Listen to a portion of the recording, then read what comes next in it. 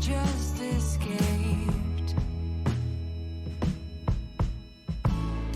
On a hill on the countryside, we were settling down, and we lived there for years, until we found nothing good will come. We will just become older. The road we walk is long, too long, too long. Better keep on keeping on, keeping on. We were wrong, we were wrong, we were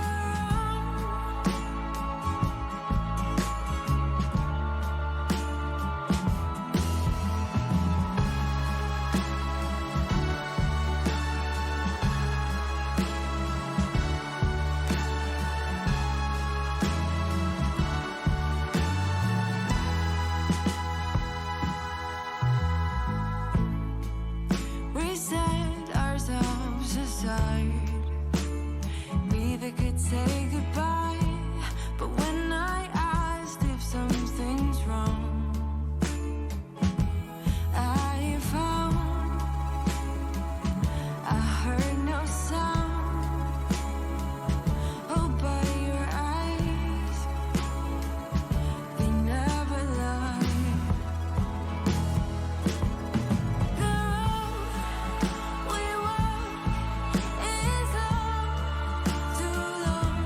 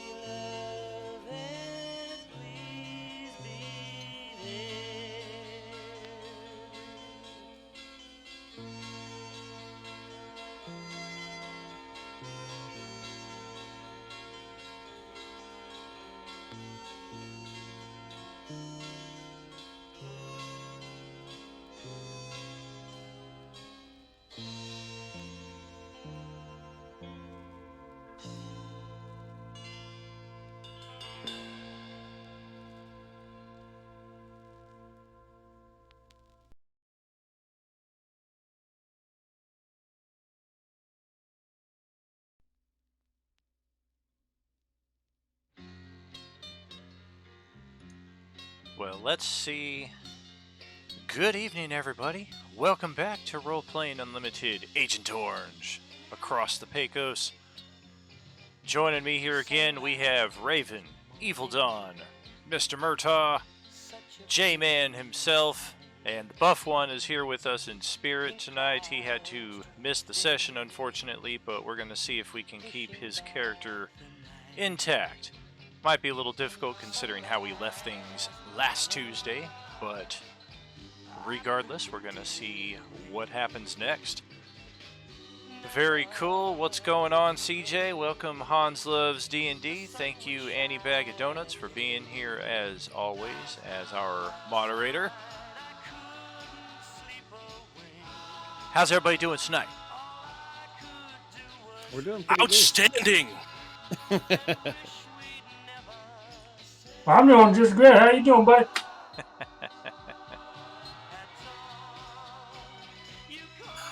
It's either all or nothing with us. We step on each other or we're awkward silence. And the more awkward, the better.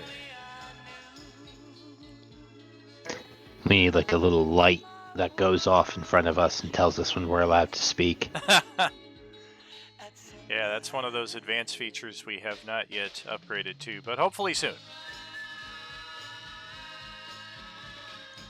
You know, or it may end up the cheap version is getting our significant others, you know, in communication, and they just poke us when we need to talk.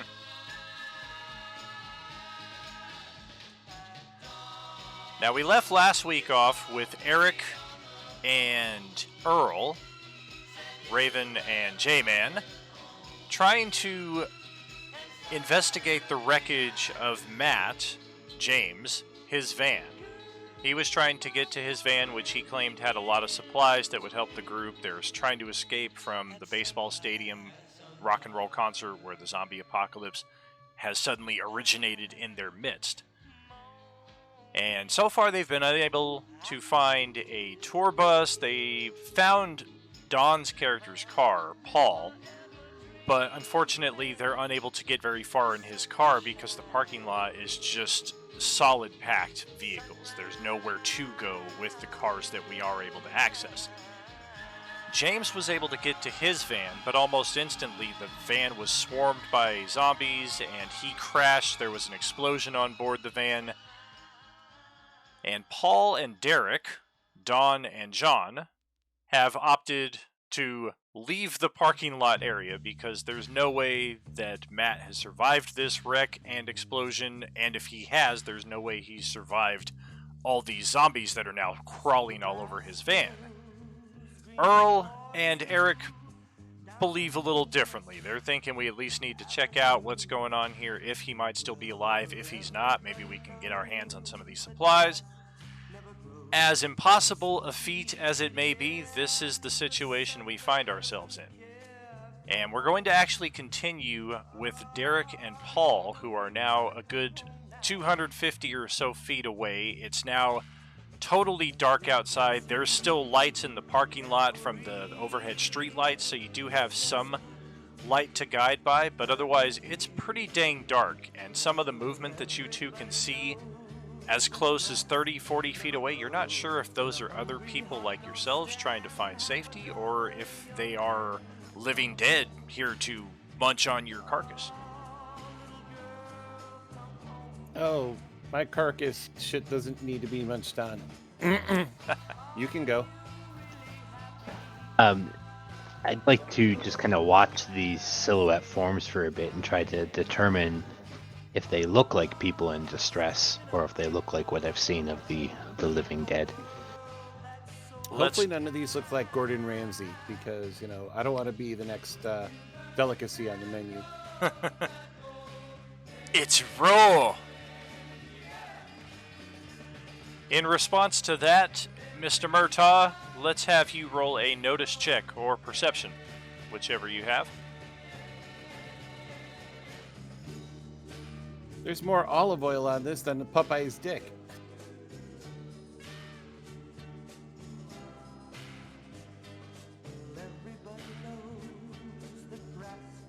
Okay, give me a second to get over here.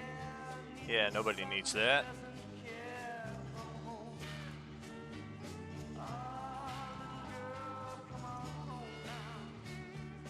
Okay. So, Derek, you are looking at some of these people that you can see and determining that most, if not all of them, are undead.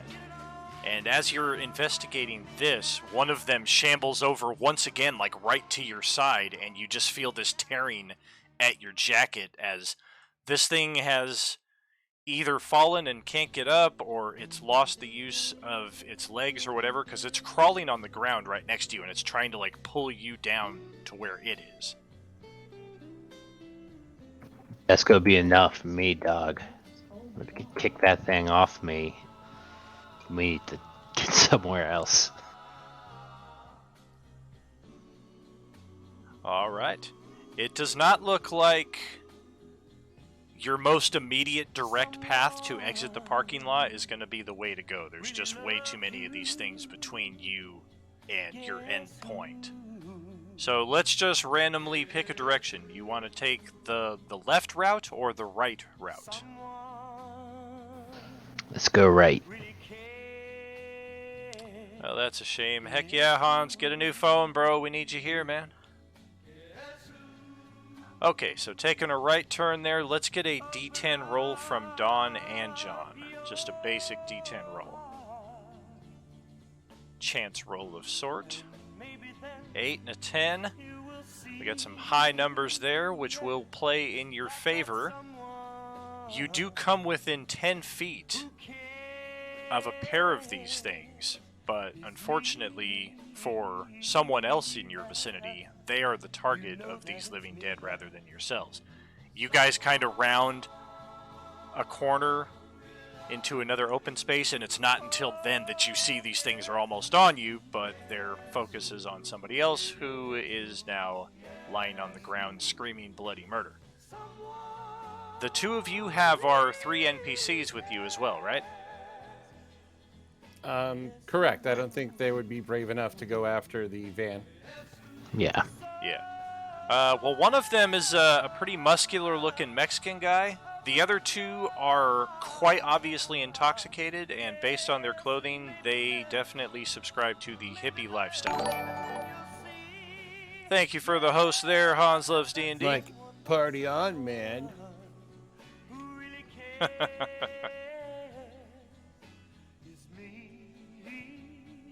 All right. Yeah, we're gonna continue moving. We're gonna set a good pace, but we're gonna remind the drunk and probably stoned people of what happened to the last people that didn't keep up.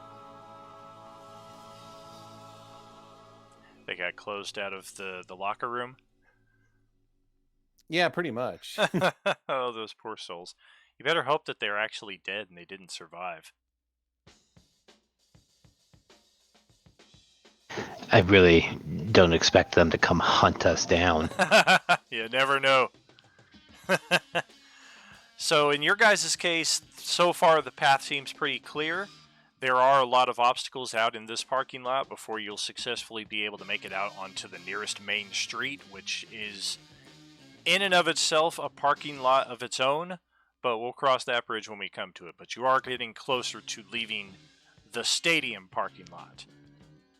Back over to the wrecked van, we have Earl and Eric, who are at this point about 60 feet away from the van.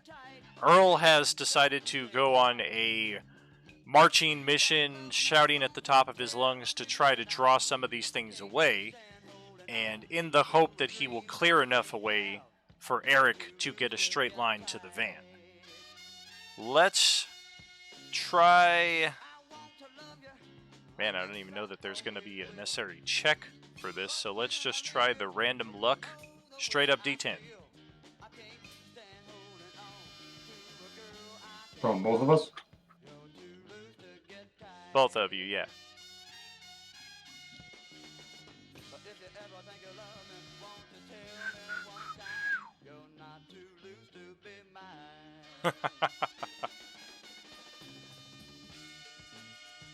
Well, alright then.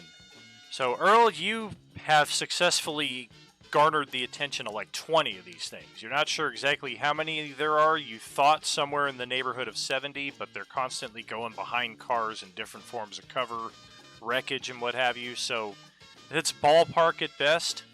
You were certainly hoping to lure more than 20 away, I'm sure. Eric takes his chance then and there when he sees just the narrowest of gaps that he can try to get through.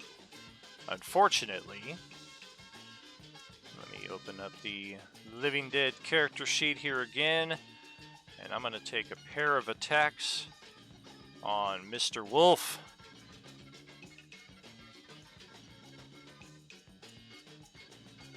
Yeah, that bite attack is fortunately a complete miss, as this thing just kind of lunges for you, and you manage to scoot out of the way quick enough that it ends up biting the metal frame of a nearby car instead of you.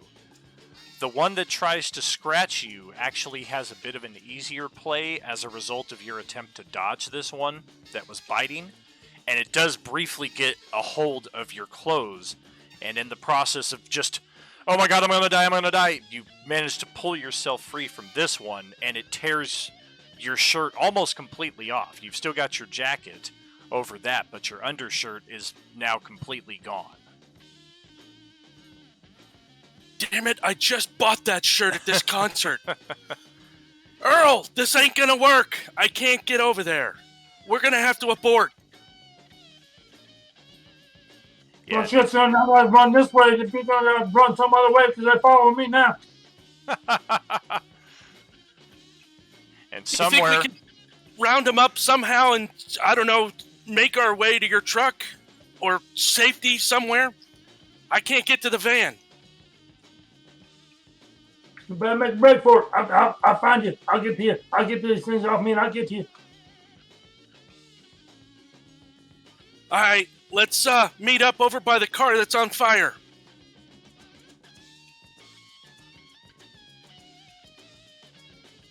I'm just running like between cars, dodging, trying to get away from all the guys I'm pulling. oh yeah, there's not really any safe zone within probably like 60 to 80 feet of this place due to how much commotion you guys have caused in the last few minutes between first setting the car on fire, James trying to drive around, James crashing into something, the explosion, Justin's attempt to lure some of these things away. It's now pretty much evacuate the area entirely, or you're probably going to have attacks coming at you every single round. Yeah, that's kind of my intention here is to, yeah, it's not going to work. So, I made the attempt.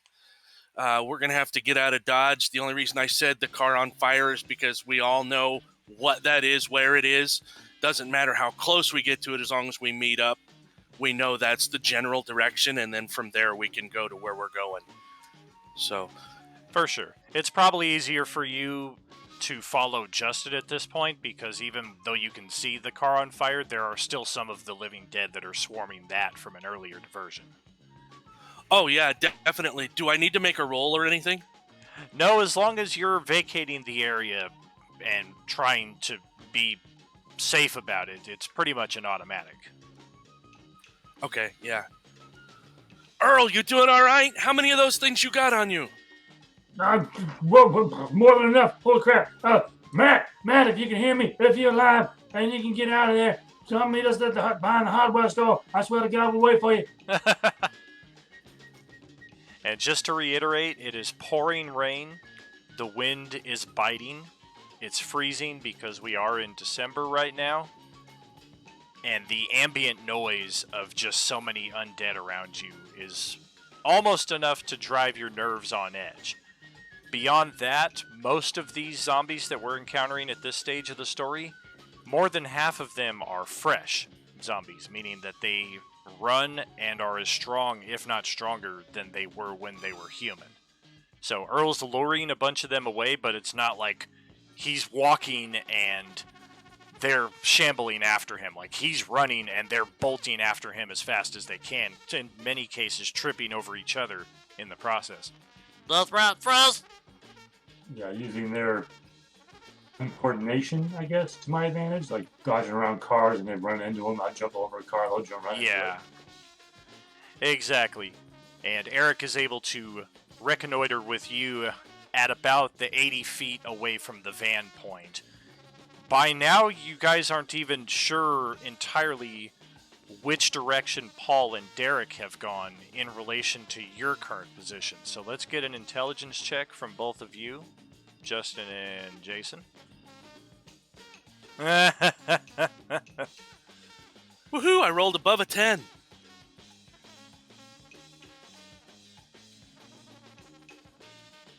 Rubber baby buggy bumpers. You didn't know I was going to say that now, did you? I'm the smartest guy in this room. Ha! I like them apples. Ooh! We've got Hans Loves D&D forcing the voice change to Arnold Braunschweiger, the famous comedian. So we do the next few minutes here narratively in Austrian style. We have 2 intelligence checks, both of which were pretty damn good. So you both think you know which way the rest of your party went. Now, you might have to go all out trying to catch up with them, but you think you might be able to do it. I see Justin looking at like his camera almost like he heard Annie in the far distance laughing at my voice. Justin's like, did I hear that correctly?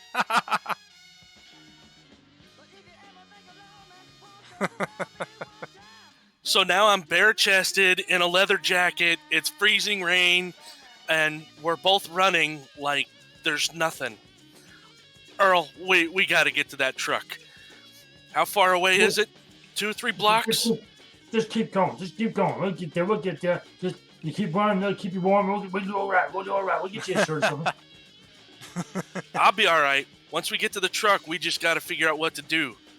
Then we can get to my car. I can use the radio. We can get a hold of somebody, anybody, emergency, find out what's going on. And my primary objective right now, I have to get back to HQ. Yeah, get them armor boys up in here.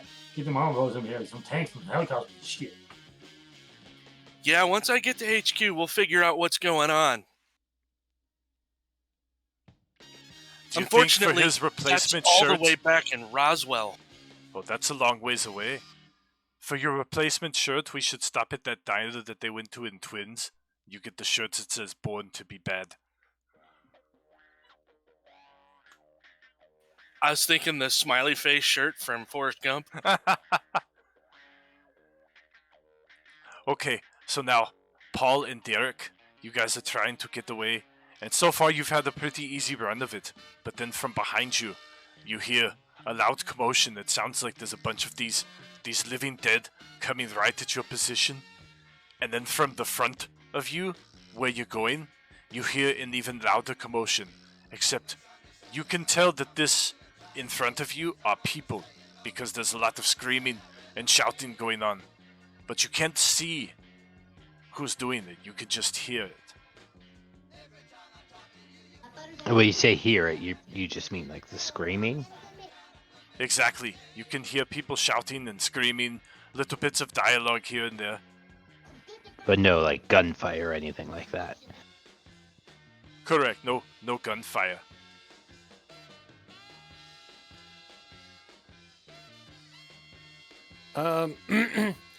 Let's see. Do we want to worry about what's behind us, or do we want to keep going forward?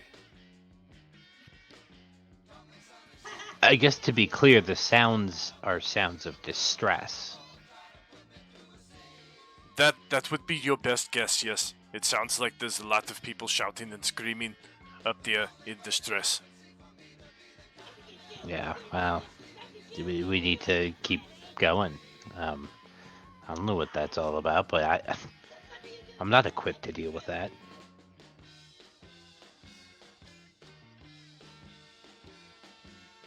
As you're contemplating what you're going to do here, the lights in the parking lot that are providing pretty much your only source of illumination, they all go out at once, and you're left in the pitch black, and the screaming on both sides of you seems to get even louder. Yep, that's all the more reason to keep moving. I agree on that one. Now for Earl and Eric, You guys are actually part of that loud cacophony that's coming up behind them. It's not you two that are making all that noise so much as the zombies that you've riled up, and some of them are still following you, and they're making a lot of noise trying to pursue you to where you're going. Well, yeah, I'm doing my best to lose many of them as I can, cutting around cars to block them, to trip them up. Hopefully, with the lights going out and with the rain and stuff, if we get a good enough distance from them, they'll lose us. It's definitely going to be tricky. Go ahead and roll a notice check for both of you. Or perception. For both of us?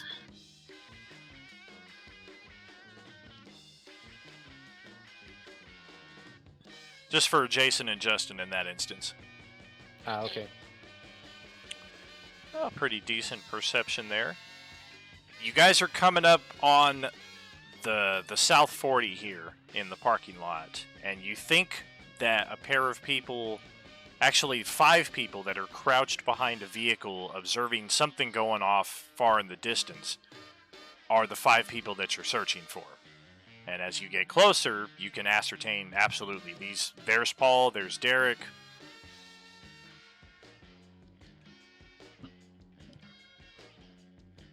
Earl, I think that's Doc and the Mystic. So, about how bad is it as far as what's following us right now? You think there might be 10 at most that are still following you, and the closest one is like 30 feet away.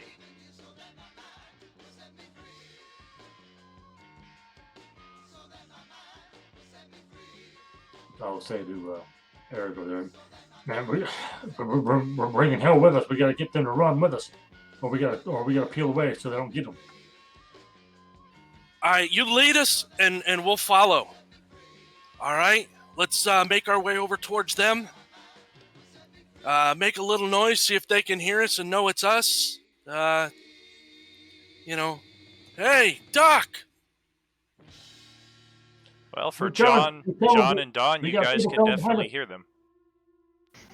I feel like you'd be selling our characters to be like, oh shit, keep going. Do you think the zombies got them too? They're zombies now. You better move it. You better move it. We got company. Keep go. I'm going to continue running at that prodding. Yeah, I basically, comply. I don't know where he's pointing towards, but I go that way. Well, it's in the direction that you were already headed, because you were heading away from the screaming behind you and towards the screaming distress in front of you, if I remember correctly. Yes, that is correct. Now, the screaming distress that is in front of you, within like 10 seconds of running, you're immediately halted because you're close enough, even in the pitch black, to be able to see. That is, it looks like a half a stadium's worth of people and undead just all tangled up in a massive blockade between you and the nearest exit of the fence. It looks like all these people got to that choke point of getting out of the parking lot. Some people got their cars out of a nearby exit as well, but again, everything just choked up right then and there to the point where there's 2 big trucks that are just slammed into each other at the exit, and there's a bunch of people that are now serving as food for these zombies that were kind of waiting at the gate, because that's where everybody was funneling towards. And looking at this, all of you can just see there's no way we're getting out that gate. We might have better luck trying to get out the gate where the cars are escaping, if we can use some of those cars as cover and maybe try to use that as again cover, or just some means to get over it and put that between us and them. What kind of fence are we looking at here? Can we climb it? It's a chain link fence. It's definitely possible to climb. You've probably got a good 40 or 50 feet on either side of it where there's still undead just ferociously tearing at it or trying to work their way up to the front bottleneck so they can get their their mouth on some food. So seeing that, I'll just be like, we gotta go to the right. Let's go this way. Go to the fence over here. You lead, we'll follow. So is that the plan? Then we're going to try to find an open spot on the fence to climb over. That sounds like a good plan. As far as I'm concerned right now, Earl's leading us because he knows where the truck is. Paul needs to definitely keep up, so I'll make sure he gets running ahead of me because he has the keys right now. I also And have I'll the take lowest up rear speed. guard. Yeah, that's why I'm running behind you. That military training. Come on, Slowpoke, let's go. Yeah, that was usually me in basic. All right, then. We're looking at athletics or acrobatics checks here to climb. We have already pretty much figured out a safe place, we think. So let's see how successful we are in getting over this obstacle.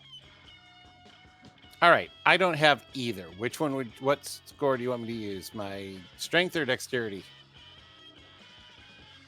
Whichever serves you better, if either.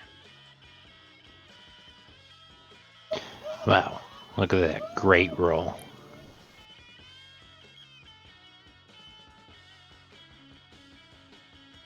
Don, you did better than I did. Doesn't Dang, add I up. use difficult. That's my roll. My roll should be an 11, shouldn't it? I don't know. I'm not even really looking at the intricacies of the dice more so than just a vagary. It's so cold. My hands, they're not working well. I can't climb the fence very well, but we'll get over it. Come on, Paul. You can do it. Hell, you're doing better than me.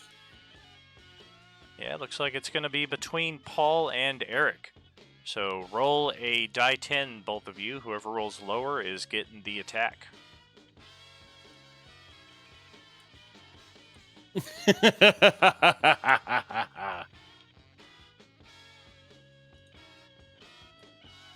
Ooh!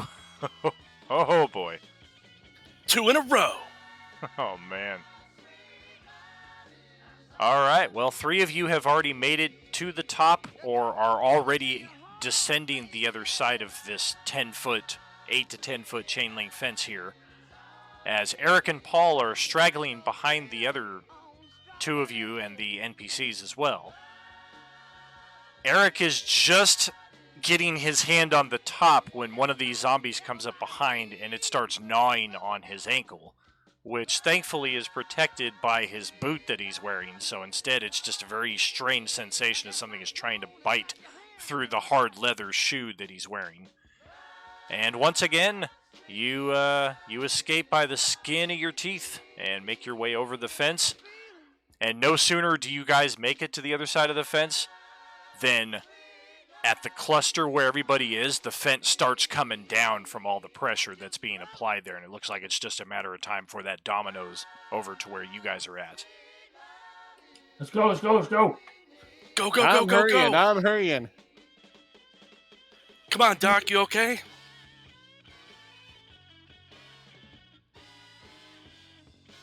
Doc, where is the doc? I think he did. Maybe I'm not even the doctor. An EMT. Who's the doctor? He brought along a portable TV with him, too. Oh, good. Maybe we could watch, maybe some All in the Family or something while we're running for our lives. Or maybe the news. Oh, give me those keys.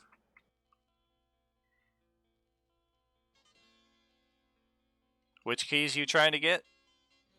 My keys, the ones I gave him. Oh, okay. Here you go.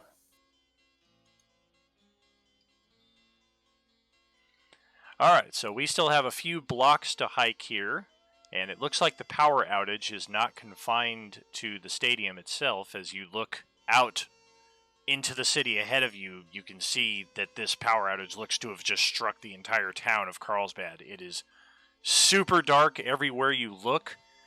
Directions and orientation is going to be considerably difficult. Not to mention that the weather does not seem to be letting up at all. If anything, it seems to be getting even worse. So do we want to continue out here exposed, or do we want to try to see if there's any place we can find some refuge? One question is, how's the health otherwise of our party?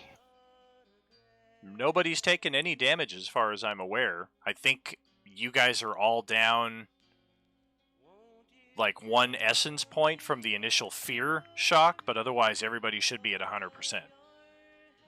Yeah, I lost a T-shirt and I got a few teeth marks in my boot, but outside of that, I'm good. Yeah, I'm doing pretty good. So I like the idea of shelter simply because of the rain and the night, and it'd be good to find a place to hole up until there's daylight since there's no power. Having said that, we are otherwise in good, healthy condition. Yeah, I'd be a proponent of going the 2-3 blocks to get to my truck. See if the situation's any better over there. If there's any of these living dead guys in that area or not, and if we can use the truck to get out of there.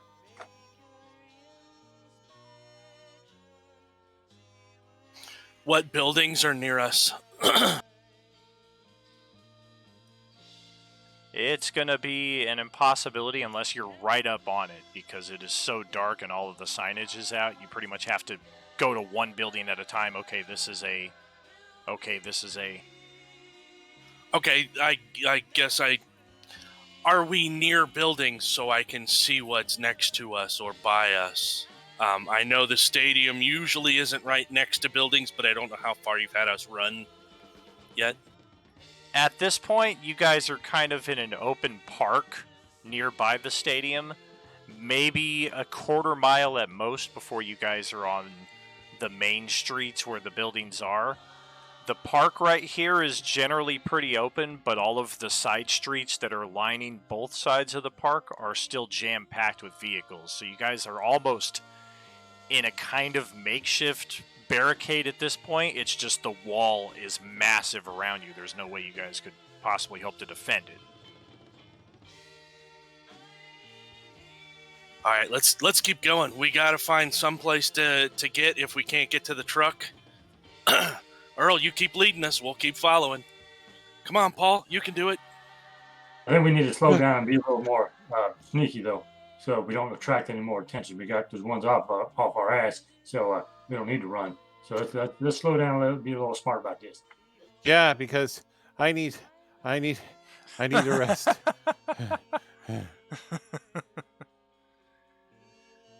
Okay, then let's roll some stealth checks if we have that. If we do not, it's going to be a dexterity check, and starting now, for untrained skills, we will use the disadvantage section of the character sheet. The difficult button? Yes, difficult, yeah, sorry. I don't know how to do that on the sheet.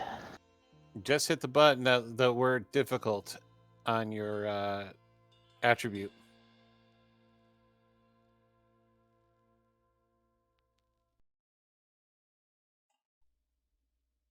Oh, I see. Okay, so that's... But what if it's a skill you're trained in? Then press the button next to the skill. Yeah, just roll it normally if you have the skill, but if you don't have it, then you're going to roll a difficult dexterity. Gotcha. Okay.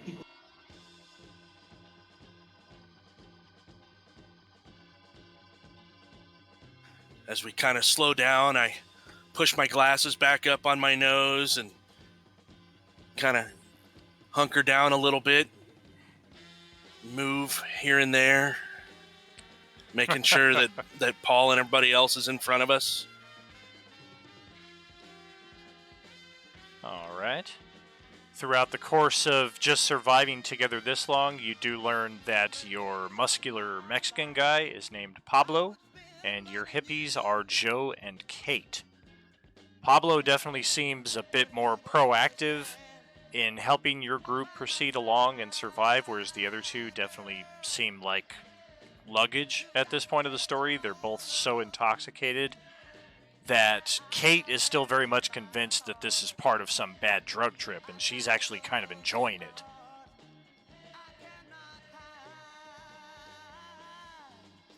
Damn it, Kate. We'll just keep quiet, Judges. Are you, you know, oh my gosh. Don't you understand the demons have come? Which band is that, man? I haven't heard the Demons yet. Do you have their LP? No, demons from the other side. They Be quiet. I don't care. Dark Side of the Moon? That's a frickin' bitchin' album, man. Man, this guy's harshing my buzz. Why is he trying to shush everybody? I just move on up ahead. You can hear, even over the pounding rain and the buffeting winds, that every few steps of progress you make, there's always this ambient just groaning and growling of the undead. As seemingly as close as 10 to 15 feet away, probably more realistically like 25, 30 feet distant. But the ever real threat of them is consistently present around you every step of the way that you're taking. And it's magnified by the fact that you can't even see these things for the most part. Every so often you'll get a glimpse of them, and somebody else nearby who's also trying to escape will run into one of them and meet their end. So the quiet will occasionally be punctuated by a blood-curdled, terror-filled scream. It's just bad news all around as your characters continually make your way. Okay, this sidewalk looks clear. Okay, now we got to use the center part of the street and try to use some of these cars for cover. Over the cars, under the cars. And in the midst of our attempts to make it even a block down the main street, the blood-curdling scream suddenly comes from within your own group. And each of you are convinced that it's you who's doing it. Like somehow you're just so focused and intent on what's going on here, you didn't even notice that one of these things just tore out a hunk of flesh from your arm. And each of you look at yourselves, check your arms, look at each other, before you notice that it's Hippie Joe, who has one of these things dangling off of his arm, and he's trying to punch it with his other hand. But this thing, God. this thing is tearing the hell out of his arm. I'm gonna swing my sword at that thing. Let's see it happen.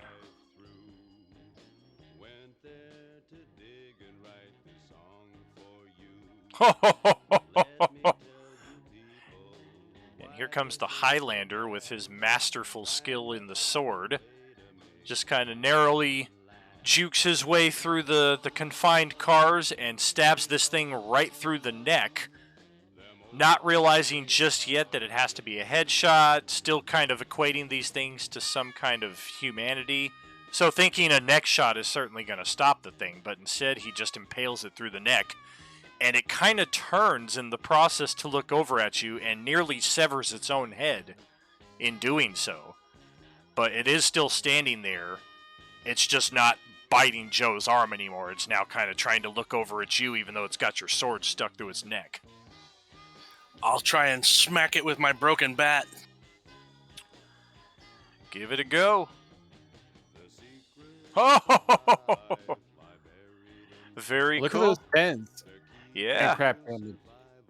That's another extension of the rules that we're not really using at this point. If it's a natural 1, you roll the d10 again, and you can potentially have it be a worse failure.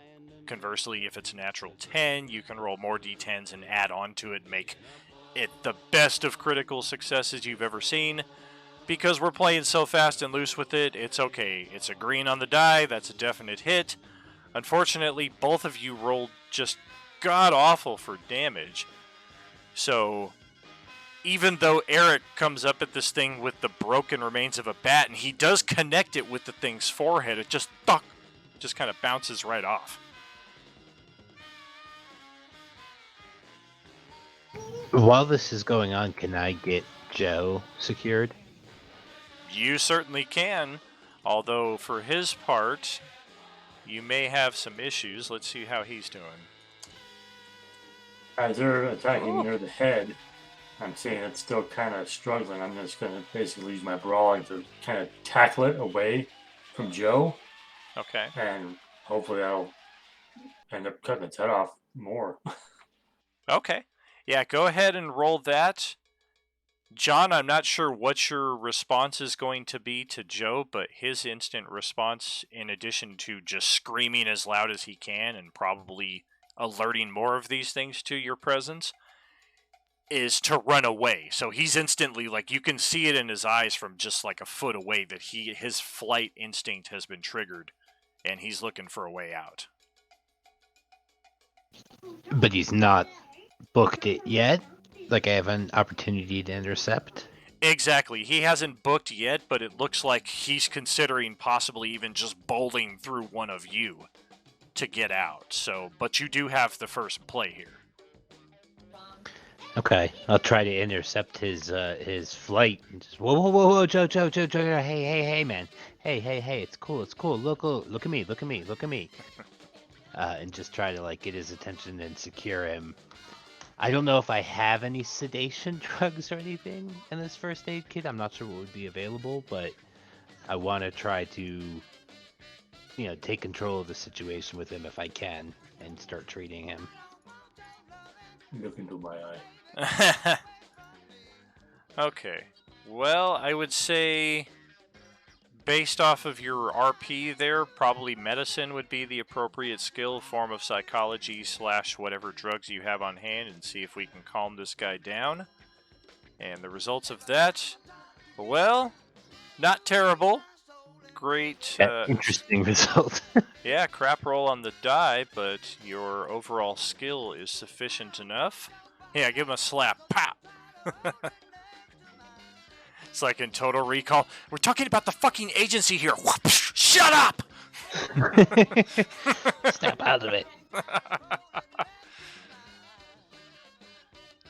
All right, so he just kind of pauses and he looks at you, and while you have successfully convinced him not to run away, he just collapses to his knees in a puddle on the stony road down there below you, and he's just a blubbering mess. It hurts so bad. It hurts. It feels like it's gonna fall off. Ah! Get right into triage if I can and try to, tourniquet off high enough on the arm, above the bite wound and start trying to treat the wound. I mean, that I don't have any reason to doubt it's some kind of normal wound.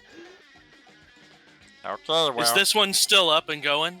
Well, we gotta backtrack a little bit to that to do the brawling roll for Earl here, because in addition, Evil Don has decided to change the narrative to the Sebastian voice. So Earl, he goes in for a tackle on this zombie.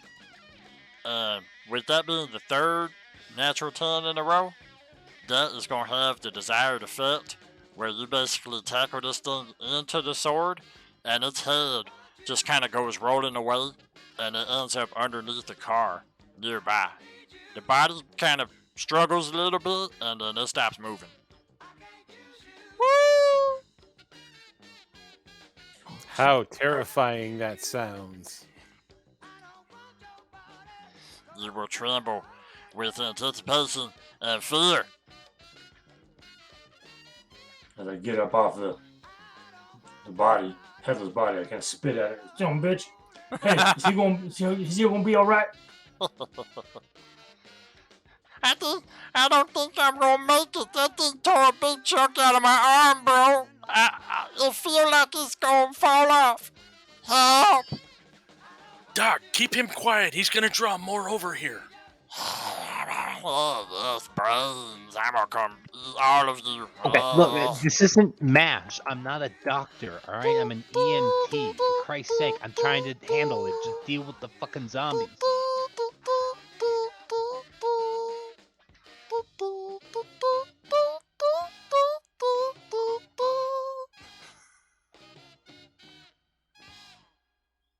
All right. All right, we got to keep moving though. We can't just stay here. The demons, what- they're getting closer. I mean, I what can is sense them. what is this guy's condition exactly, and what can I do to stabilize it? Well, the tourniquet is probably a good idea to begin with.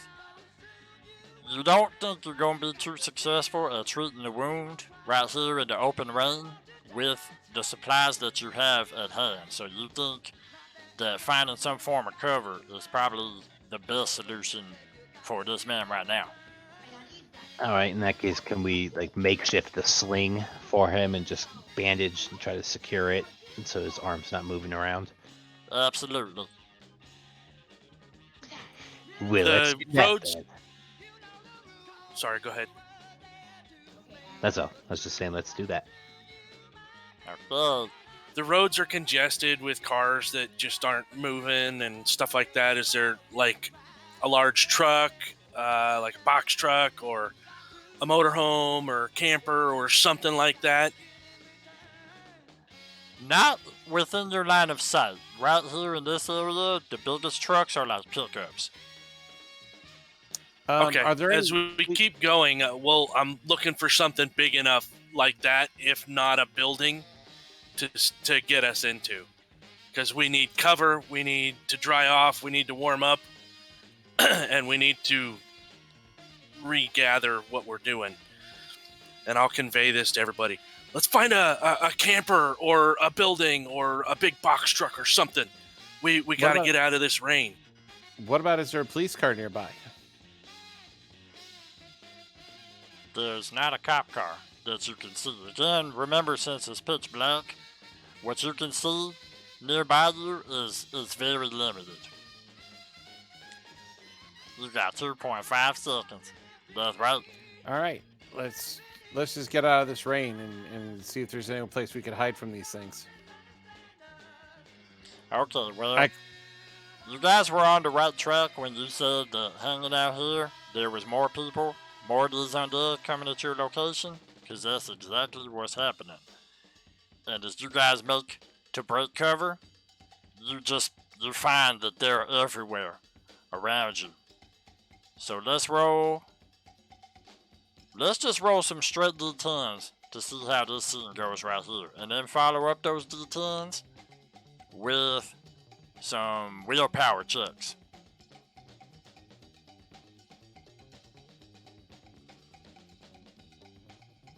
Now, if we're making straight willpower checks, does that qualify as difficult, or do we just hit the straight willpower? That's gonna be as difficult. Ooh. Oh! No!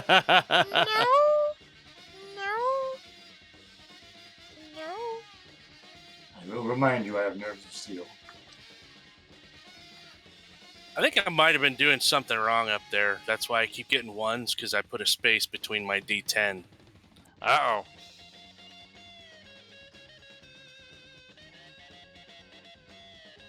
Well, let's see what's gonna happen here.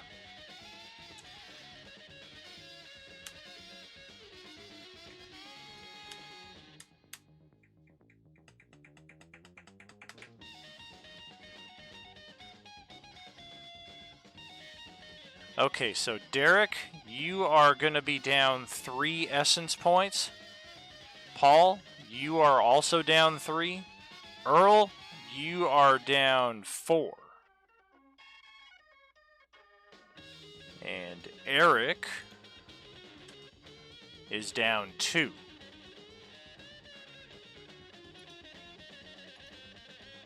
In addition to that, you have all succumbed to the fear penalties from the book.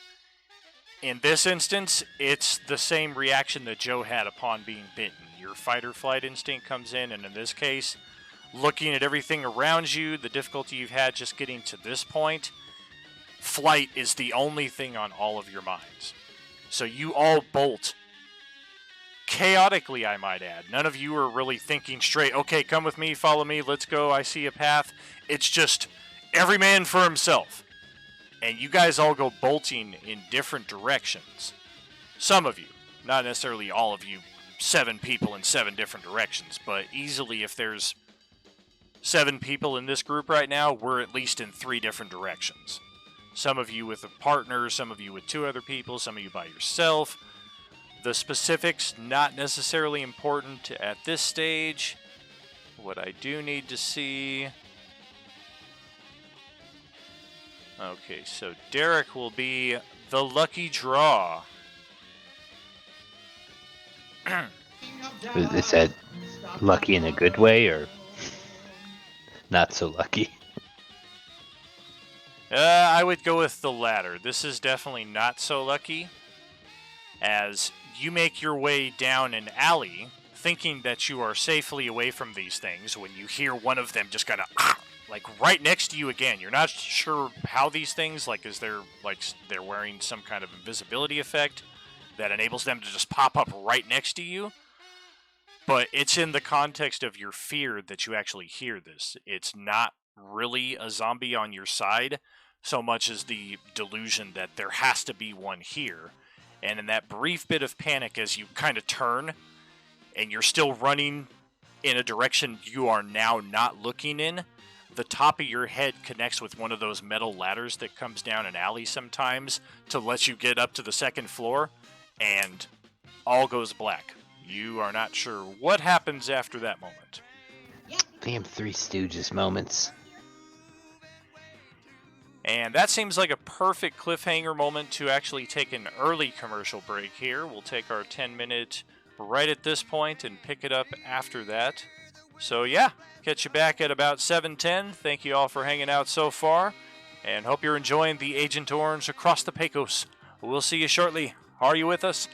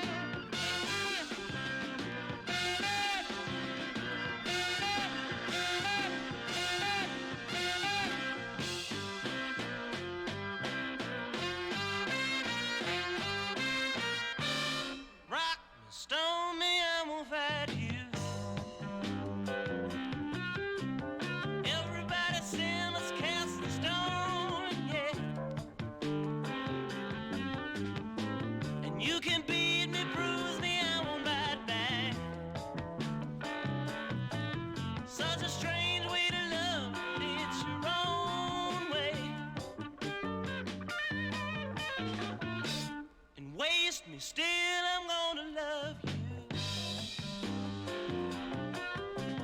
We can make it start to fall in line, yeah. It's such a long way off to have going. I don't want to see you broken down behind me, no.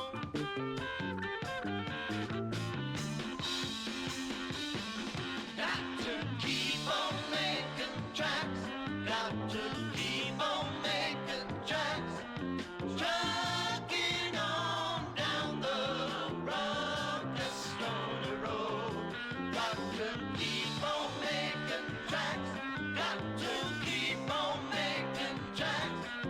Rolling on down the rough stony road. Rock me, stone me, have it your way. If you got to fight me, make it in the war, make it love, yeah. Let me be and learn to live together. Oh, yeah. Then you can make me different as you want to. 'Cause I want to make it happen. I'm going to give you all the space that you desire. Take it all. And we can share and breathe and laugh together. Just taking turns to fan each other's fire.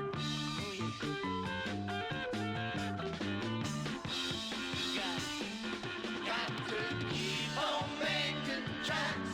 Got to keep on making tracks. Trucking on down the rough and stony road. Keep on making tracks. Got to keep on making tracks. Rolling on down the rough and stony road. Keep on making tracks. Keep on making tracks. Keep on making tracks. Keep on making tracks. Keep on making tracks. Keep on making tracks. Keep on making tracks. Keep on making tracks. Keep on dragging on. Keep on dragging on. Keep on dragging on. Keep on dragging on. Keep on dragging on. Keep on dragging on. Yeah, keep on dragging on. Keep on dragging on. Yeah.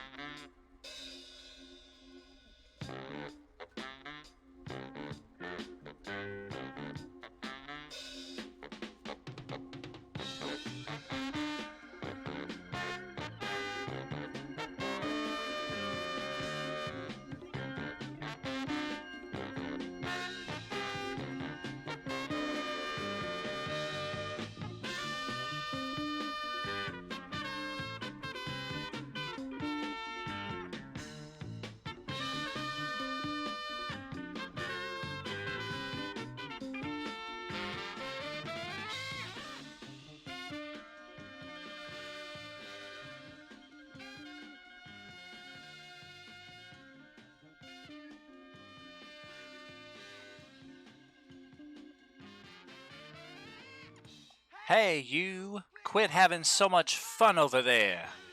What's up, everyone? Welcome back. We are here with part 2 of part 2 for Agent Orange Across the Pecos.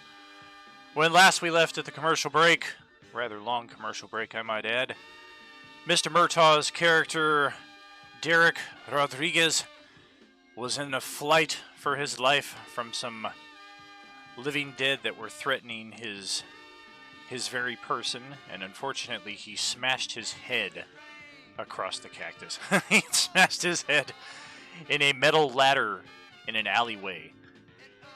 And now bear with me here, players, as I completely shift the narrative and the very scene itself, focusing still on John's character. When last you saw, everything went black because you smacked your head into the ladder. And as your eyes start to open again, you note that everything is still very dark, but there is a faint light nearby as of like a candle. Your head is absolutely throbbing. Fortunately, the rain is not still smacking on your face like it was when you passed out. And temperature-wise, you're actually a little warmer. You think you're under a blanket. Alright. Okay, well that's better than dead. Got some cool jazz in the background. Smooth.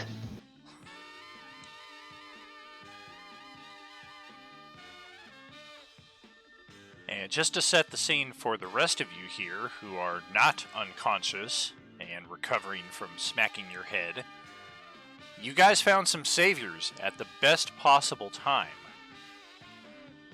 And these saviors came out of nowhere in the middle of the dark, and you guys encountered them lifting John's body up out of the alleyway. So you guys initially had a thought of, oh, they got him, he's dead, he's done for, and then you realize, oh, these aren't zombies, these are actual people.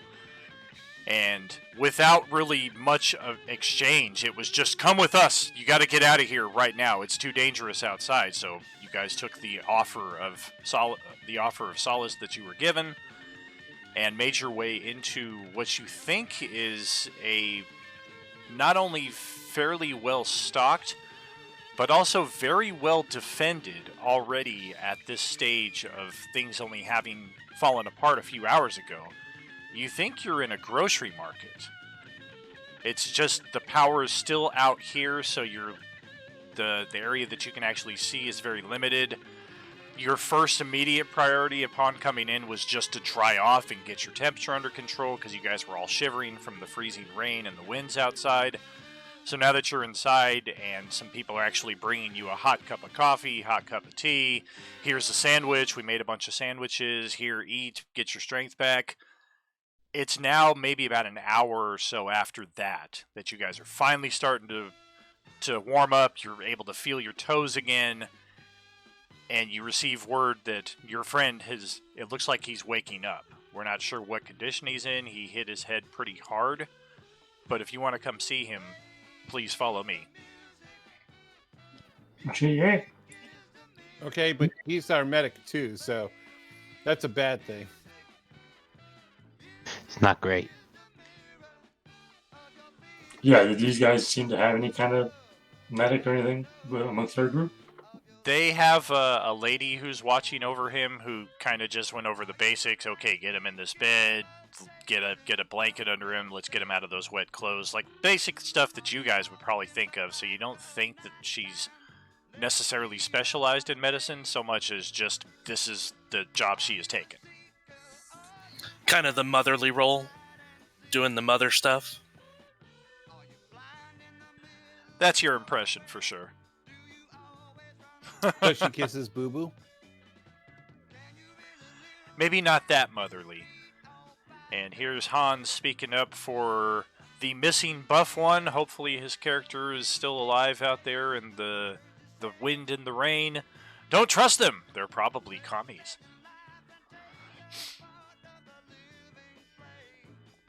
Hey, Derek, how you doing? You all right there, boy? What happened to you? What the hell happened to us? Where is this place? In Stowe. door? Apparently, we're How the amongst hell did we friends. get in a store? Some people in the store, they close coming in, they pick you up. You all right, Doc? You took a pretty nasty one to the nugget. I'm not so sure. I kind of try to feel myself. Is there like a mirror or something? Huh, he says as the lyric says music is the mirror. There is not a mirror readily at hand, and additionally, you're still pretty much in the pitch black. You do have a little bit of candle light, like 5 feet away from you, but that's providing your only source of light at this stage. It feels like a really nasty bump, though. Do I have in mind a different treatment than I think I've received or anything like that? Quite possibly. You can certainly roll a medicine check. At disadvantage.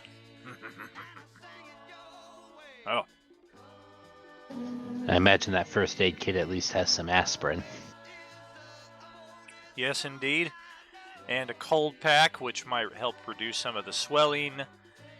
It's kind of tricky with head injuries. You might encounter effects later on that don't necessarily manifest at the time of the injury. So you're not exactly confident with your diagnosis, but you think you probably have, at worst, a minor concussion. Although this is my workaround to you potentially missing next week. It might be worse than we think it is. Gotcha. They're just like some migraines that come and go here. Exactly.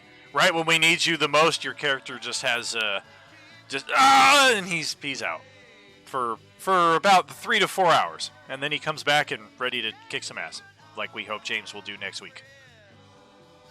I feel called out on that one. Stop trying to help him. He's unconscious. All right. Yeah, kind of hurts like shit, but I'm fine. What's the situation? Well, looks like we're in a small grocery store. They seem to be pretty good stocked up. At least they have hot coffee. Here, have a cup. Hell Gonna- yeah. I could sense the demons, but they're not close, so we should be safe for now. Demons? What the fuck are you talking about, demons? You guys hear a voice that's like maybe 10 feet behind you guys. Yeah, that's what he thinks the demons are possessed by demons or something. I don't know if I can really refute that from what I've seen. This boy serious? He just got some good indo. No, we think he's serious. But, I mean, at least we ain't dealing with the VC. They ain't setting up traps for us. They're everywhere. But Paul Gorman, author, you probably seen my book, The Demons in Politics. Standing behind you is a very slender, very decked out in his best 70s pimp suit. Slender black guy, wearing the very pimping glasses as well. Hands have a lot of gold rings. Very Rick James vibe about him. He just kind of looks at Paul talking to him here. Boy, do I look like I read that book? Yeah, you tell me.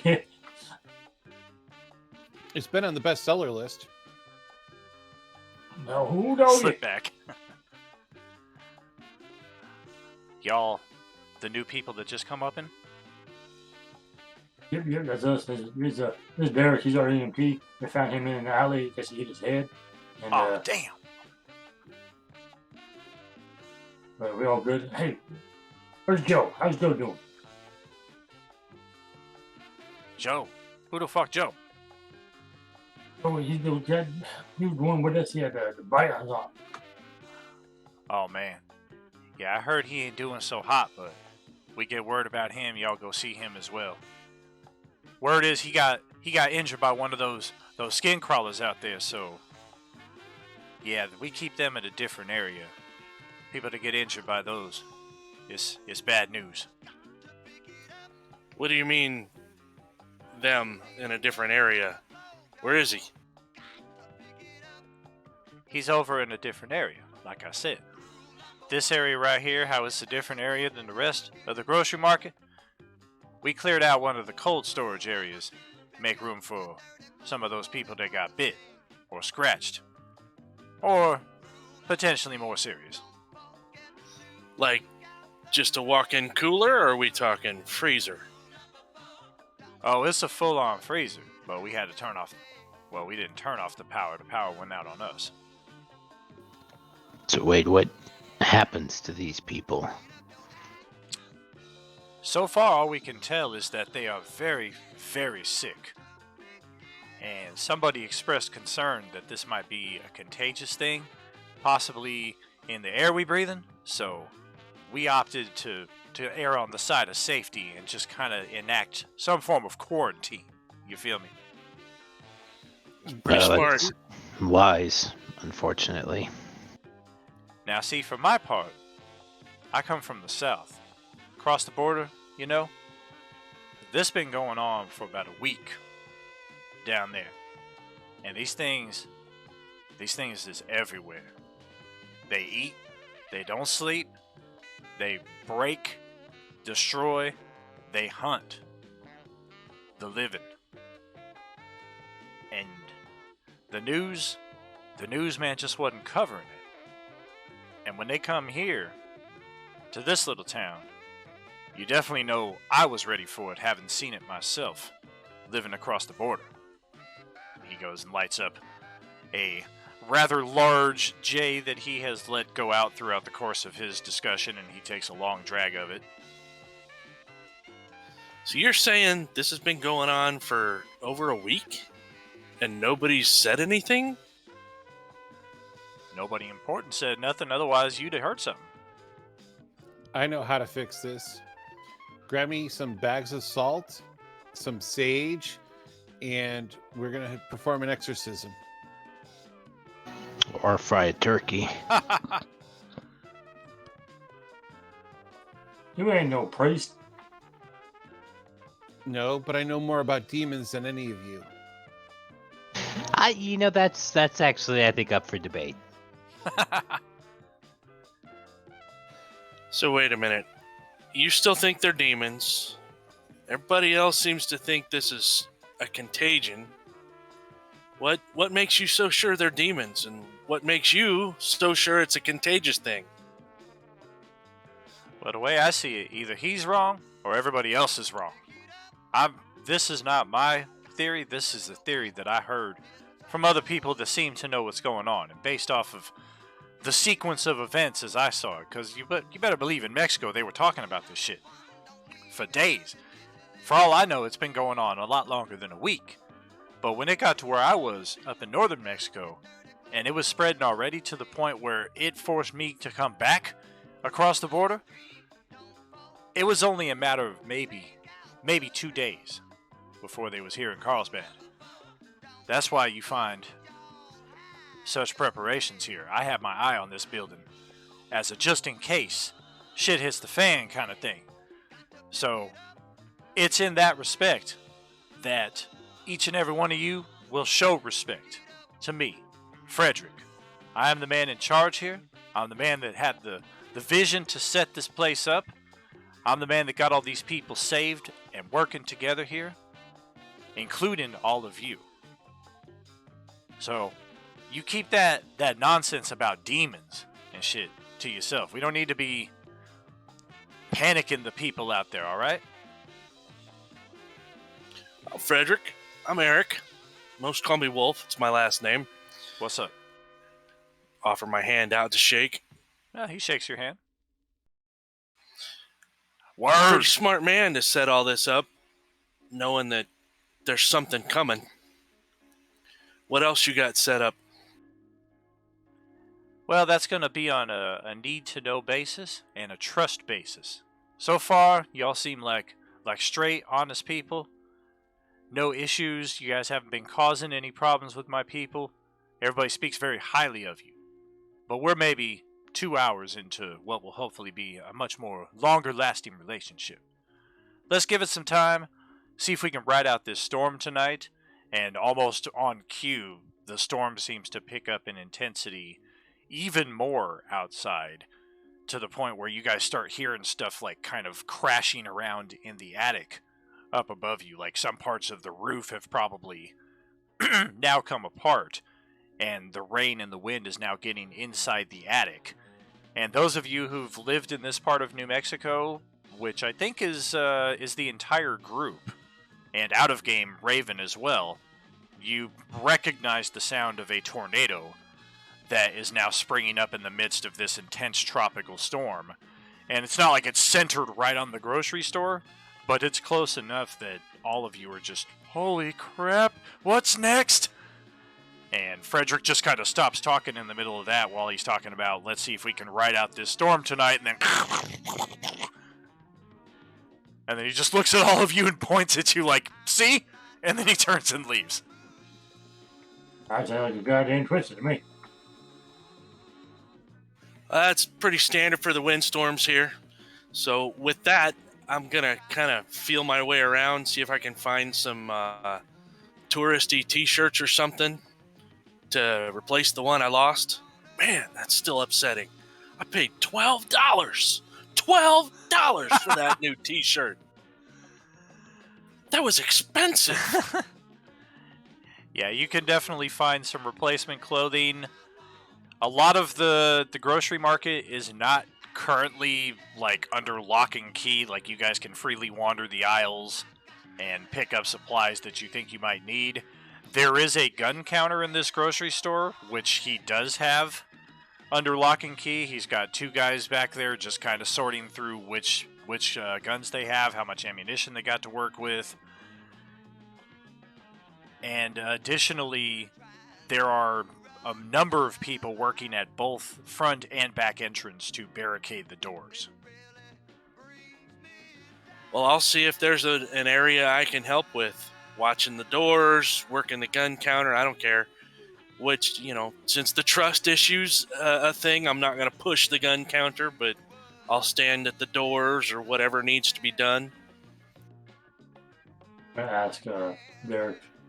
Hey Derek, do you think you're in good enough shape to go take a look at Joe and the others who are in this cold storage area, see what you can tell about them, and see if there's some sort of infection or something?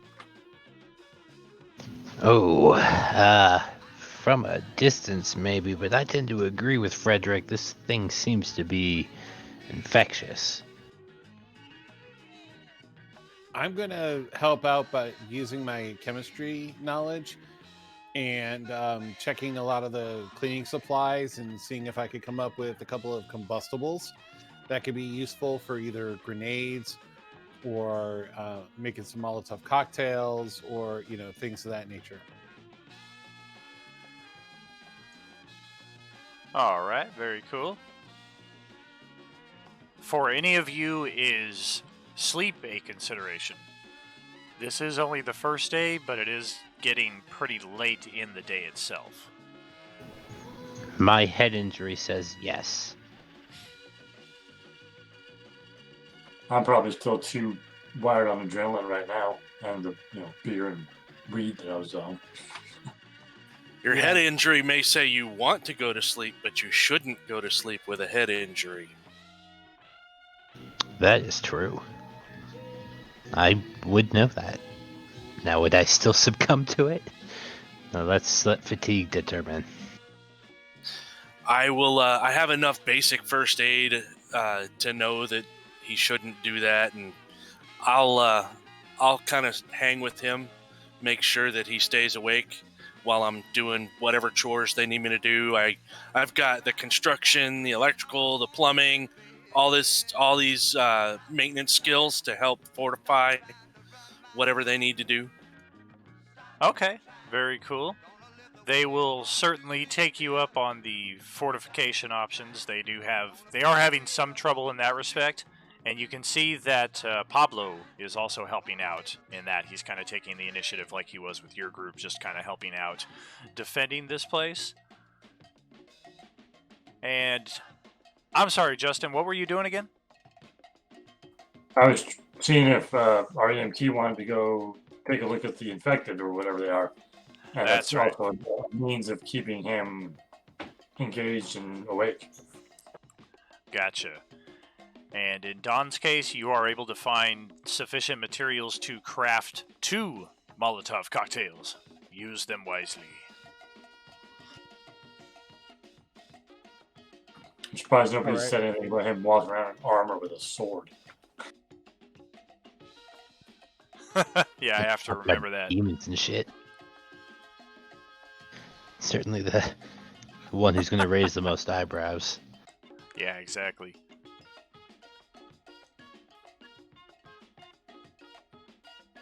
So what you want to do? Do we need to like wrap our faces up or something like you were doing before? Or what do you think we need to do there, Dirt? Wrap our what? Our faces, our mouth. Well, let's check out what kind of quarantine they got set up first. Go from there. Well, all right. We will set up the scene now as you guys are heading towards the quarantine area. And maybe about 30 feet out from it, you are greeted to the sound of a woman shrieking in terror as she opens the door to go check on the people inside and finds that 2 of them have succumbed to the illness and are now up and walking again as members of the undead. And her terror prevents her from running away in time to prevent from being bit. So it's this that Justin and John come around the corner to, and they see this woman here who's got her hand out in front of this thing to try and keep it at bay, but it's already got its head sunk into her shoulder.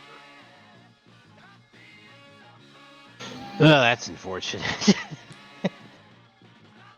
Oh shit, no, some bitch. I'm gonna run over there and try to like wrench it off of her, like use my brawling skills to like tackle it down. All right. There's 2 other people here in this back hallway who watch this go down, and they instantly turn and run the other way, just like, oh my god, they're inside! They're inside! They didn't watch these people, like, turn in front of them? They did not, because the cooler it's like a self-contained area. It's got one of those large metal doors, so you couldn't see what's inside of there until you literally get inside the doorway. I thought, though, that there were multiple people inside of this quarantine and only 2 of them turned.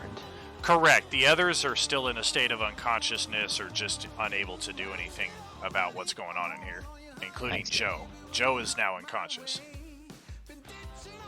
So they got no idea. Exactly.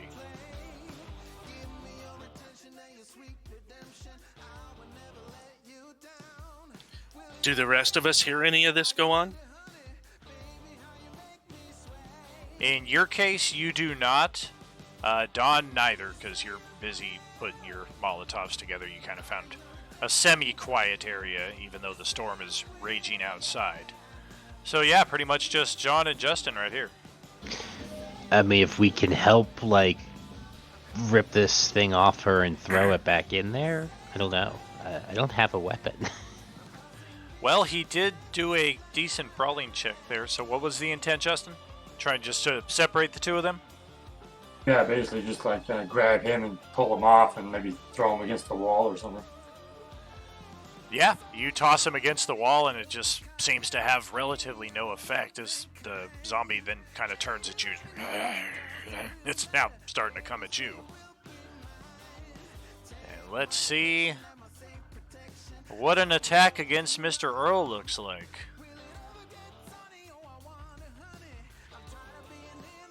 Oh, shit. Well, this thing reaches out for a scratch. You do have some leather defense there, right? Yeah, let's see how you match up.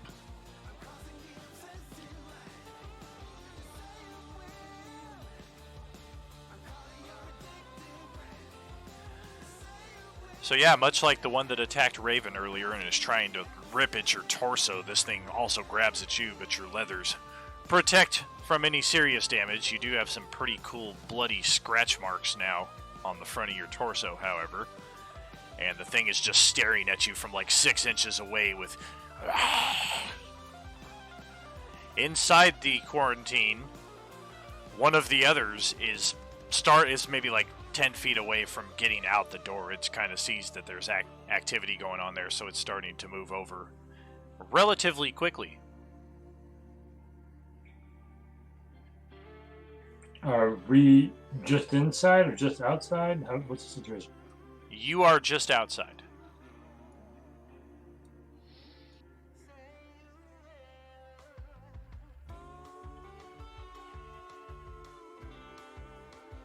Alright, well, since Derek's just frozen in fear looking at this like, I'm just gonna push it back inside and slam the door at this point. Okay. Let's get another brawl check.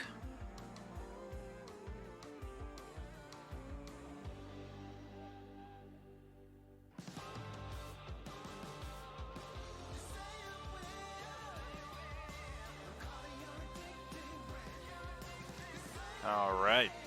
This thing kind of struggles with you a bit more than you're expecting. And while you have it in the doorway itself, you're unable to shove it all the way in.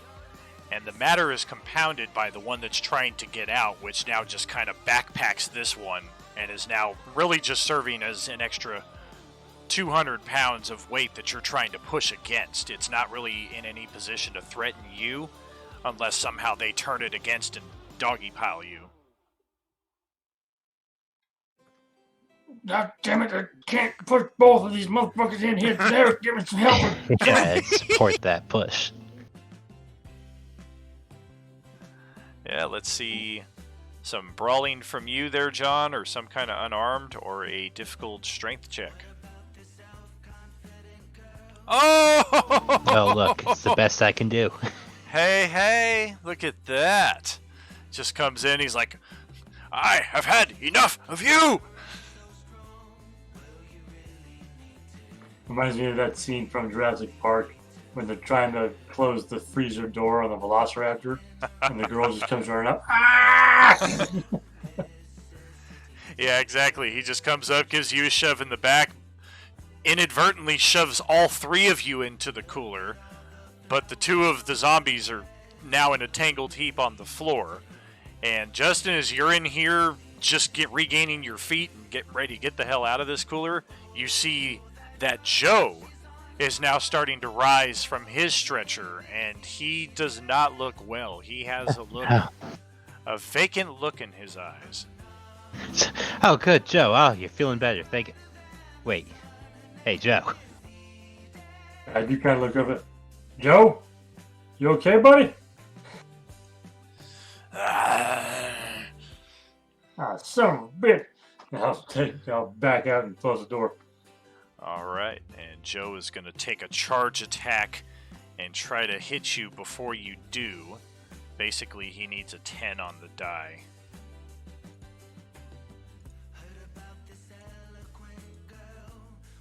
Oh, instead there's a loud thud, crack, and squelching sound on the other side of the door as you get it closed, and you're like, oh, that's Joe. And of course, now that you guys have resolved the situation, here comes 6 or so people who've been living here already for the last few hours, one of which has a pistol in hand and a flashlight in the other and providing some measure of light back here. Everything okay? What's going on? Holy shit. Three of them at least. Got back up, tried to eat people. I think he got hurt. Yeah, she's laying up against the opposite wall a few feet away, just crying and looking at her hand. She's like, oh God, no, please.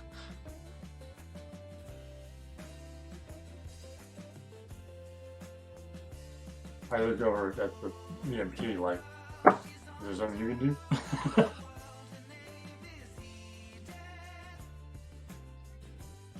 Sorry, the dog just threw up. Hold on. Dun, dun, dun! Medic is out!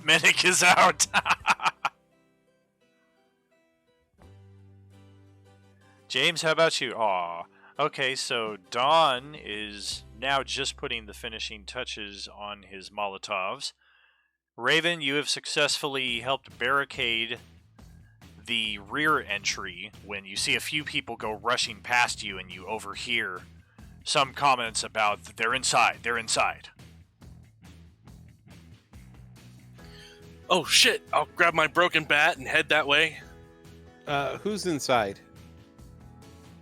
They do not respond to you. They continue running towards the back of the store, which if you also accompany them, that's where you will be reunited with Justin and John, who is for some reason cleaning up puke on the floor. There's a woman who's been bitten a few feet away, but here's this medic cleaning up some puke on the floor while everybody else just kind of watches.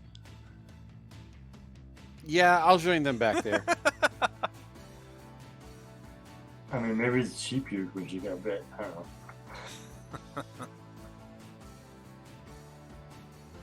Does it seem like I need to hold this door closed, or how is this set up? It's a secure Usually- door.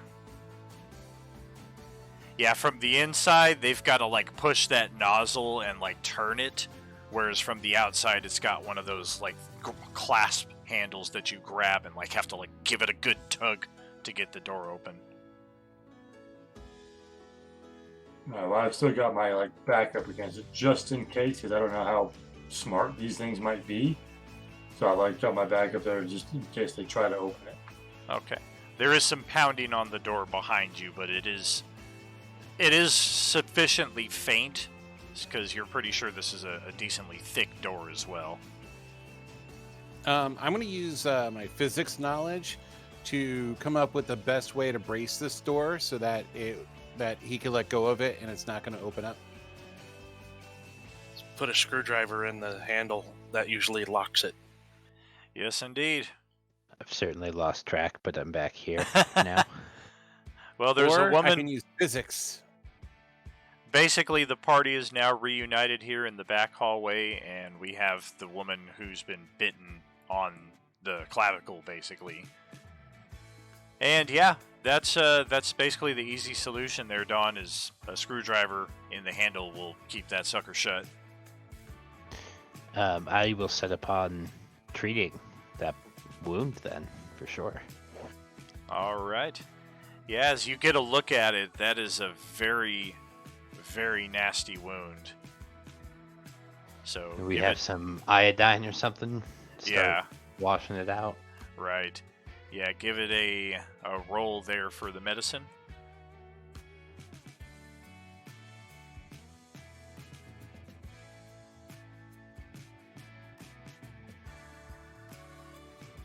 What do you need, Doc? I'll get you whatever supplies you need.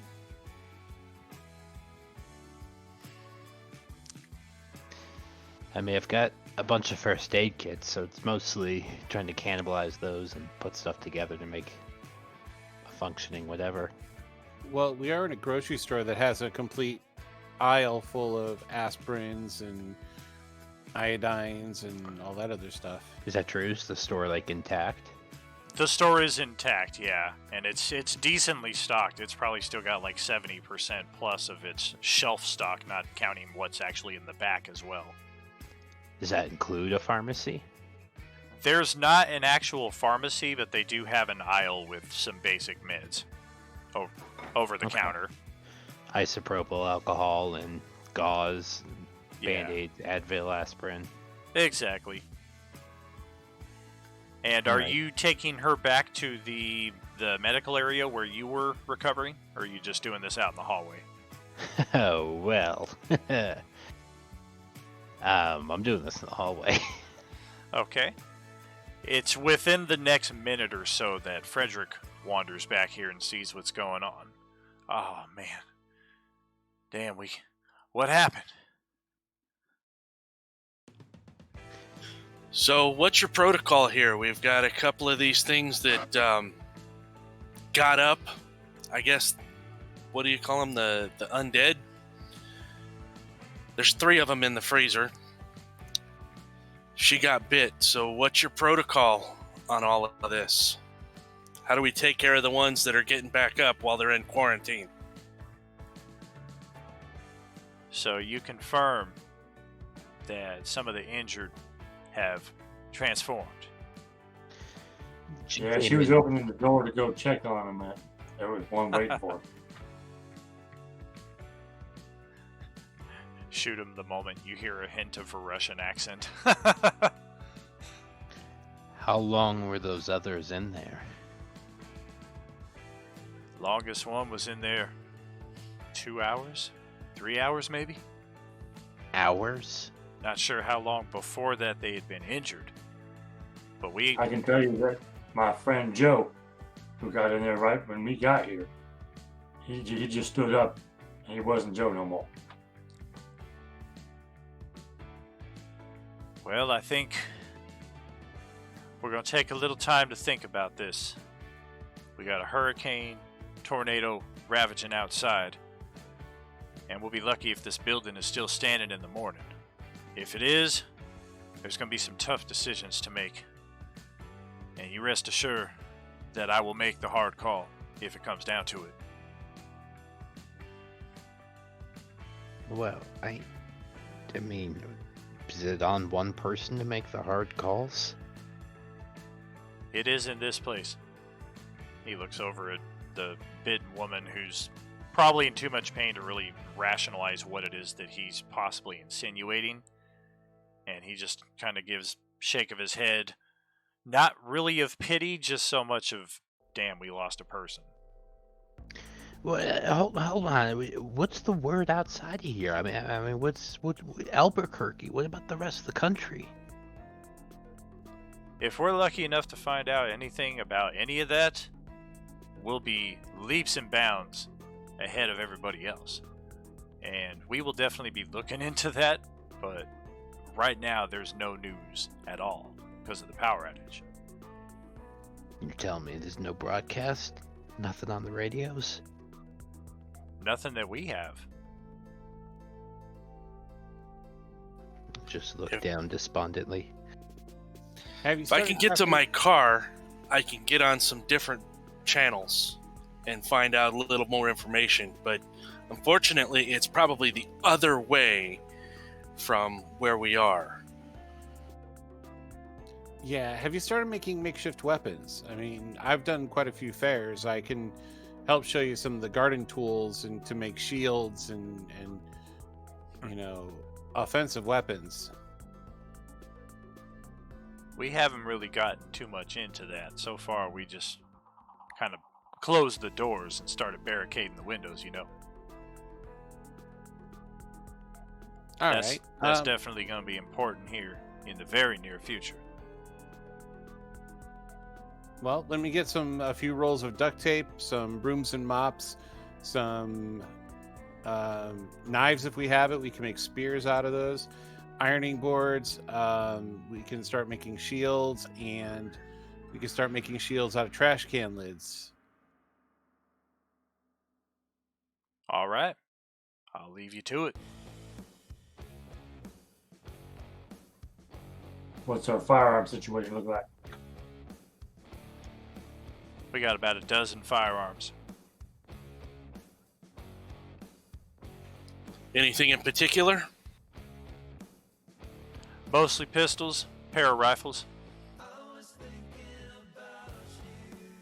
If that makes noise, that would draw more to them. So it was last resort. Take our supply of brooms and garden whatevers and break off the broom ends. I'm gonna go look for tools.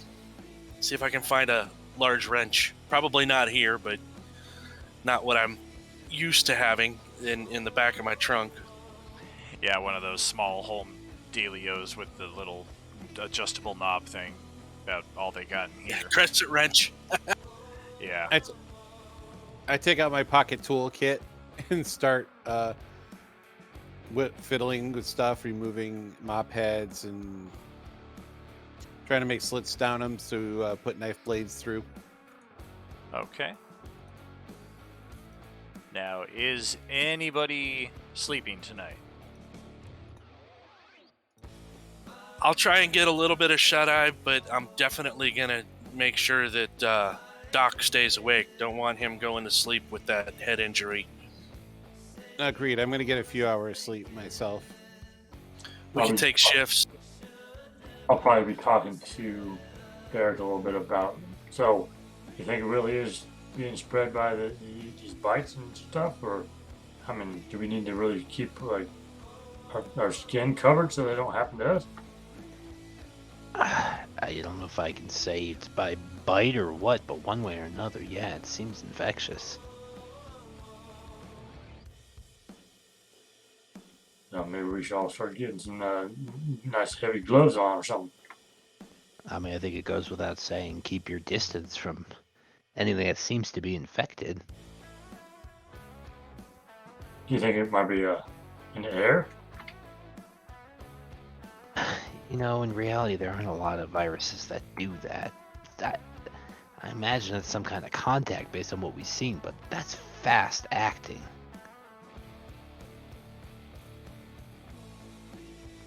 So we're probably all right. We didn't like breathe anything in just now.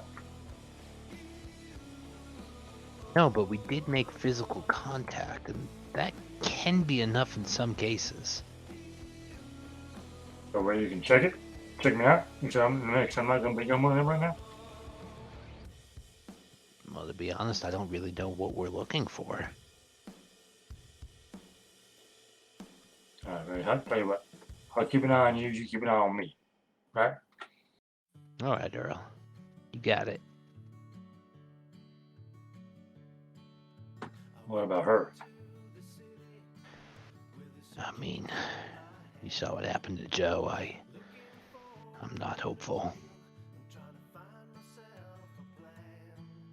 I mean, some people can like not get sick from if they get exposed. Maybe she might not get sick, right? A nod. Yeah, that's true. That's possible.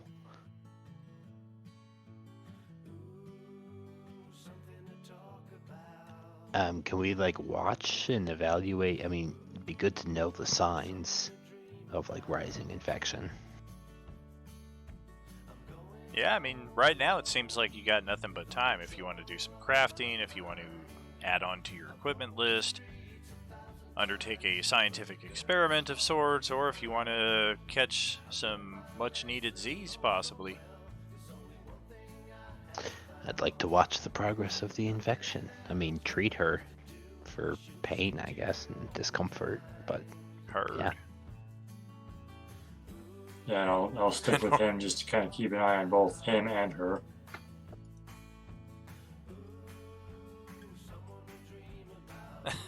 Origami swan making. Well, alright, I'm going to roll some d6s here, and this will be points taken off of your exhaustion pool here for each character, since at best you're only getting a few hours of sleep. So, Jason, take 3. Don, also 3. John, 1. That's beneficial. He's the lowest pool. And Justin, 6. Ugh! Now that replenishes our essence. Am I understanding that right? No, that's coming off of your endurance pool. You have your life points and your endurance points. So basically your characters are somewhat exhausted after having not slept very much for the night.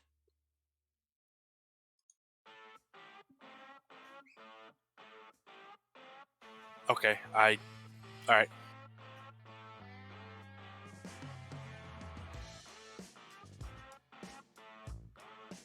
Okay, I have those in my notes section. Very cool. Well, John, you're looking at, in this case, a 3-hour turnaround. It's within the first 90 minutes that you can tell her condition is just deteriorated to the point where you're sure she's not going to survive. What remains to be seen is will she in fact transform into one of these undead? And about 3 hours after the bite happened, she loses her life functions, and it's like about a minute after that before she starts showing signs of returning. So in that first 90 minutes is kind of the make or break moment. Seems to be the case, yeah. It's a quick infection. Not very promising. Yeah, I'm gonna find some yoo-hoo and get some sleep. When it looks like she is basically dying, I'll go get some duct tape. And so when she does die, I will duct tape her hands behind her back and duct tape around her mouth. Okay. Well, that sufficiently renders her harmless, at least for the time being, when she does start stirring too. Any plans with her after that point? She's probably not going to be in the mood for any romance. Knock her bottom jaw off and put a leash on her. You also got to cut their arms off at the elbows so they can't scratch you. We don't know that yet.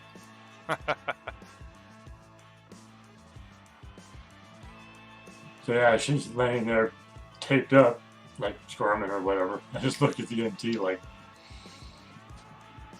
now what?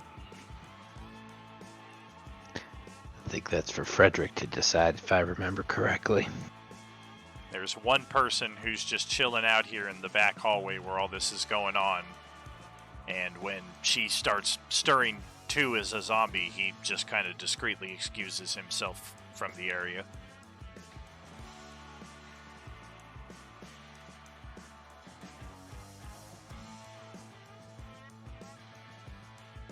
Well, so I'm good, y'all. Want me to go get him? Well, yeah, where the hell is the son of a bitch?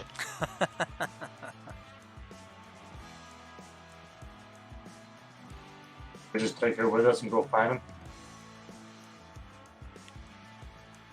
I mean, is she in a condition to be taken anywhere?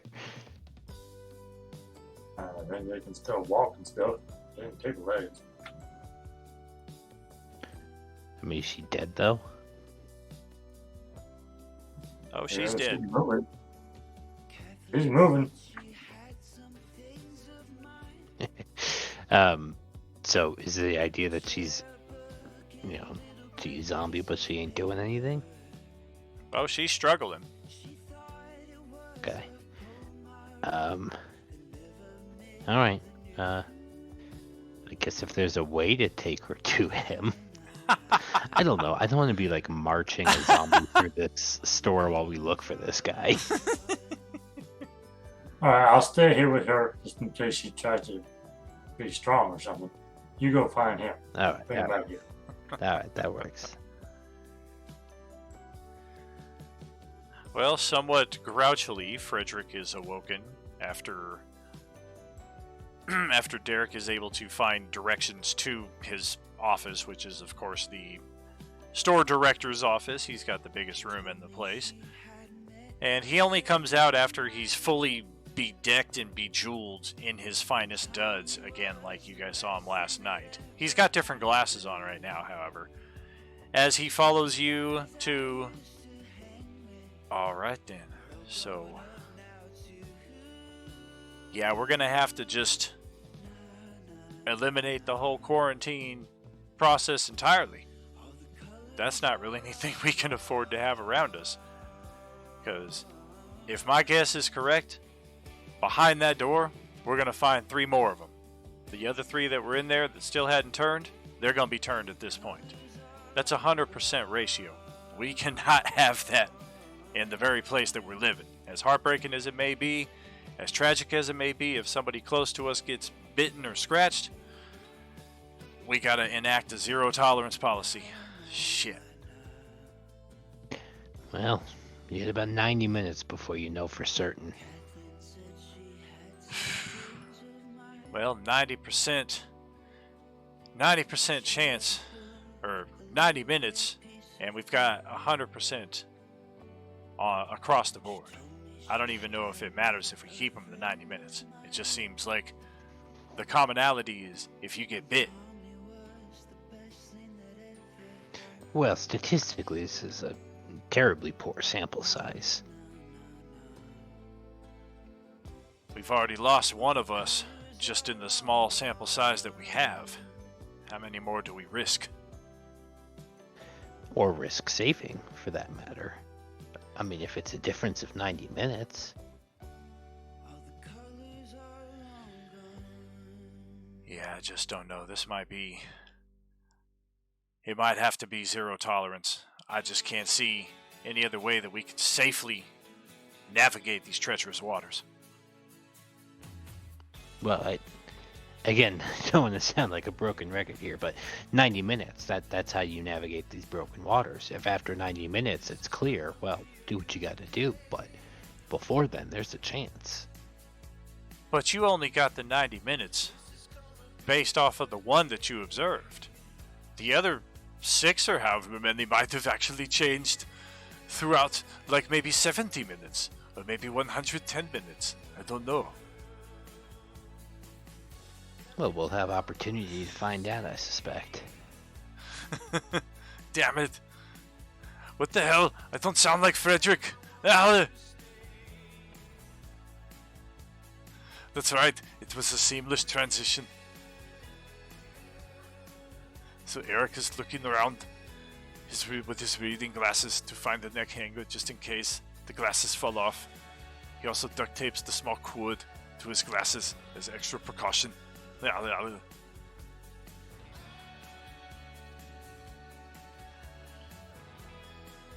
don't know. Why don't you just get some sleep?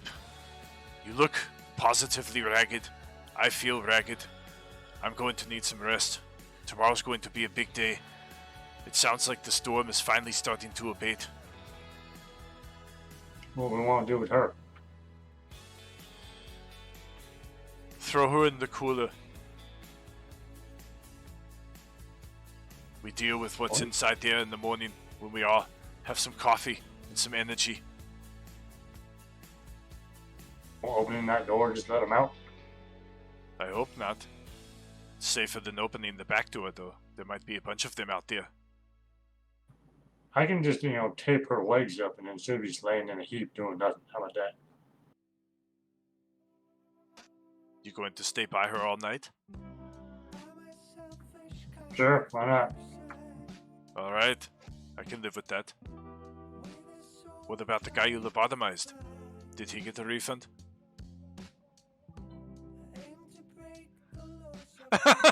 Don's face!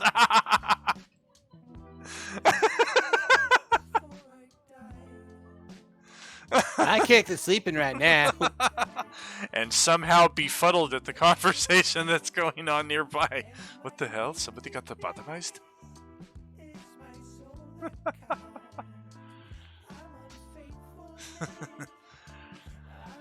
Okay, the next morning, the storm is gone. The rain has stopped, the wind is a lot calmer. The hurricane tornado has moved on to another area or dissipated entirely. The town itself is in a wrecked state of affairs. It's all busted and busted some more. Streets are torn apart, cars have flipped over, some power lines are down. It is the worst storm that has come through this town in like a century. The good news is all that wind and rain has displaced large portions of the undead that were in this region. But at the same time, it has moved other zombies from other areas closer to this area. So it's kind of a wash, but maybe not. You might have more zombies here, you might have less.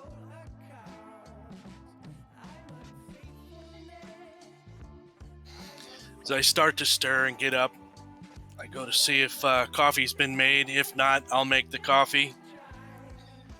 And I'll check out the window, see what it looks like, keeping my distance, and seeing if we have any of these undeads walking around. Uds.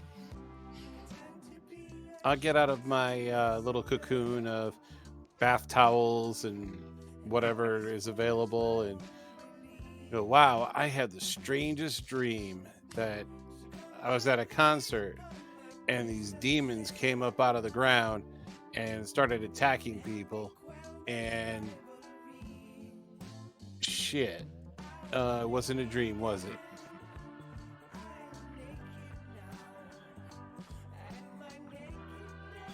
When the coffee's ready, I kind of quietly call out, "Coffee?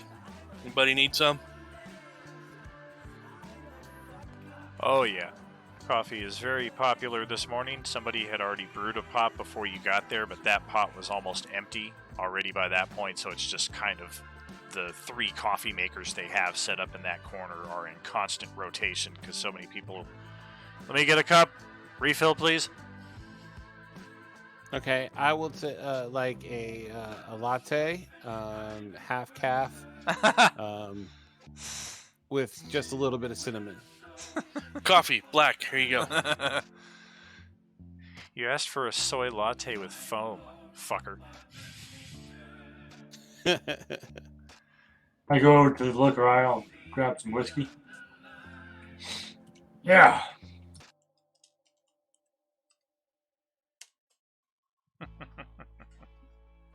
So what's it look like out the window out front?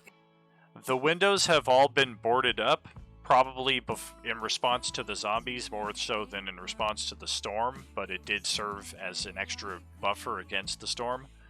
Even still, all the windows have been broken and there's just piles of glass on either side. You can see through the little cracks in the slats.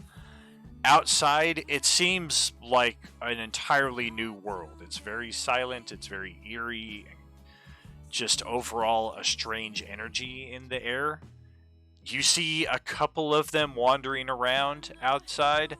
You see a orange truck go speeding by through the street that has now been somewhat cleared of some of the wreckage that was right here in front of it. But even then, after the truck gets out of your line of sight, you hear the smashing of metal against metal. Okay, I'm obviously not going to get a good look here. Let's go see if we can assess the damage at the roof from last night and get a better vantage point of what's going on around us. We can assess the situation through the cards. I brought my tarot with me. We can use that to assess what's going on. You assess the cards, I'll assess the roof. Hey, Derek, you want a drink? You got Some Jim Beam here. any of that coffee left? Oh, maybe, I don't know. I'm gonna put them together. I don't know what you were talking about, Hans. I was talking about Warner Brothers.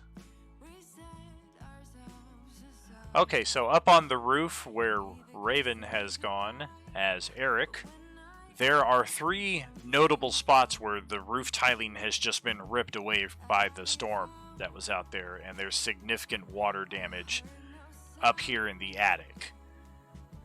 There's some spots up on the roof where you're able to actually get outside the building and kind of have a good view of the landscape around you here in the morning sun.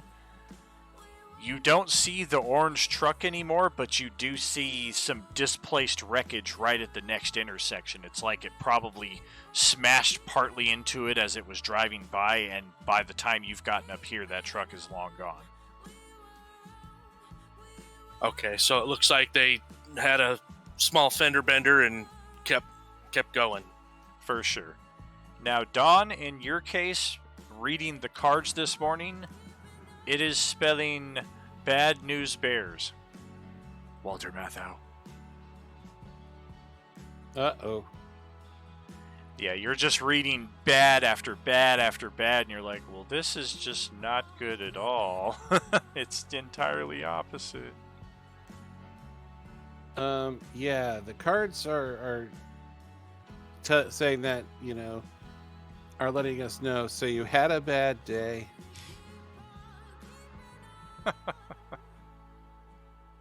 I don't know the rest of the song. Hey, man, the only cards I know are poker and blackjack. No, the cards are sensing that there is danger nearby. That Oh, this no could shit. be the evening of a cursed evening where things may not go as right as we planned. You need cards to tell you that? There's some scattered gunfire in the back hallway. of the store, where once you guys go to investigate, Frederick has led a few of his top enforcers back there to bust open the cooler, finish off the zombies with extreme prejudice, save a last round for the one that was all duct taped that Justin took care of last night, and now you guys arrive back there to a bloodbath in the back hallway, and the guys with the guns now look at your approaching characters and some others who've been drawn back here. What the hell is going on? Clean this mess up. And they just start heading away.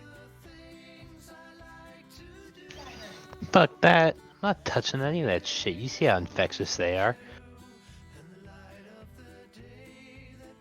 So, like, what?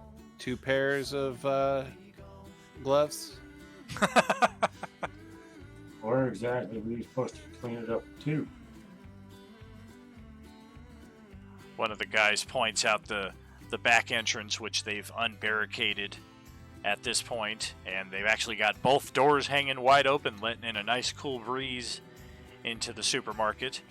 And he points a distance out of the back parking lot where it looks like there's a dumpster, and he just points towards that. It's not a bad idea. Let's burn them. We probably should not have those doors open. Especially after shooting. Alright. Get some heavy-duty trash bags to kind of help with it. I don't know. Put them over the bodies, using dish gloves and all that other shit. Okay. Do my best to help whoever else is helping. We'll get the bodies into the dumpster. Okay. Burn it. Definitely gonna burn it.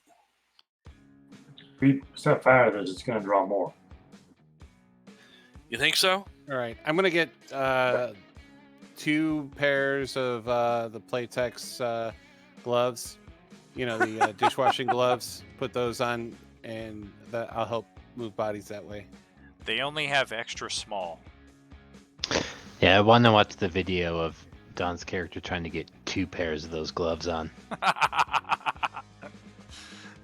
There's like a 30-minute gag reel.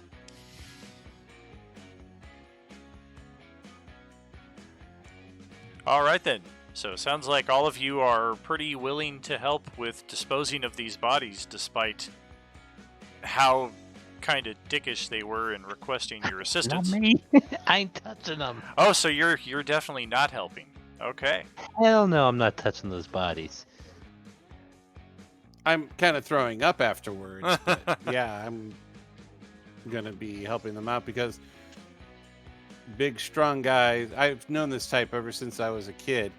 You know, being kind of a nerd, I don't want to get swirlied, or they're willing to shoot people. So they're a little bit worse than any bullet I've run into. While we're cleaning them up, let's take that moment to talk to my crew here. Like, so what do we think the overall plan is? Are we just going to hang out here until the food runs out, or what are we doing? Like, we should get the fuck out of here. Yeah, I'm looking around, talking softly as we're working. Yeah, I'm not staying here. Definitely not. I've got better plans, but it's all back in Roswell. We'll do what we can here, get what we can, then we'll make our way. If you want to go, you're more than welcome to go. But I've got to get back to Roswell. The sooner I can get back to HQ, the sooner I can get orders to figure out what we're doing. Right, let me get back in my truck, get back to my guns, and we can take you to your Jeep where you can find out what's going on from the military. With my photographic memory, do I remember the route that we took to get here from the stadium? For the most part, due to some of it being in pitch black, you're a little uncertain, but you're like 85% sure you can figure it out. Yeah, I can get us back there. I have a eidetic memory. You've never been in my truck. My truck's at the hardware store. Okay, well, I'm from this area, right? So I know where the hardware store is.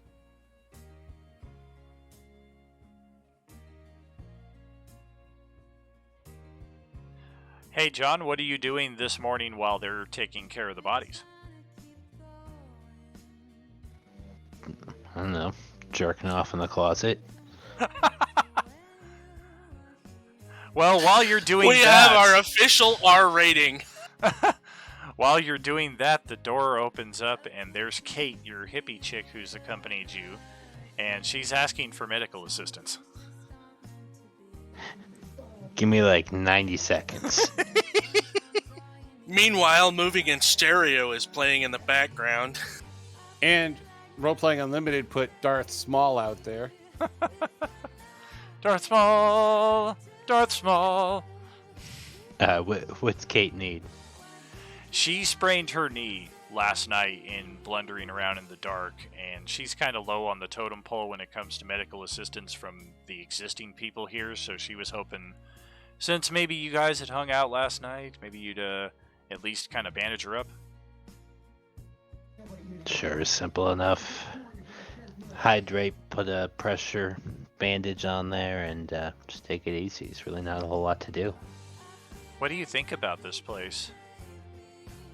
I mean, it's got walls and supplies, but some of the people here are kind of rude. Kind of seems like day one apocalypse society. I'm not really sure the impetus for all that. I'm kind of inclined to get the hell out of here and get a radio and figure out what's going on in the rest of the world. I know where there's a radio. Where? They've been keeping that shit locked up. Yeah, there's one in the bunk area that they gave me. I don't know if somebody just left it there by accident or what the case was, but when I started setting my stuff up there last night, sure enough, there's a radio right behind my pillow. What do you hear? I haven't really even tried to turn it on because I'm afraid somebody will just snap at me for having it, but if you've got an idea for what to do with it, maybe we can like take it up to the on the roof or something like that. Well, yeah, I mean, let's see if we can get a signal. What about the others that we came with? Do you think they're gonna stick around here, or? Well, shouldn't take them too long out there. I'm sure we can ask them ourselves.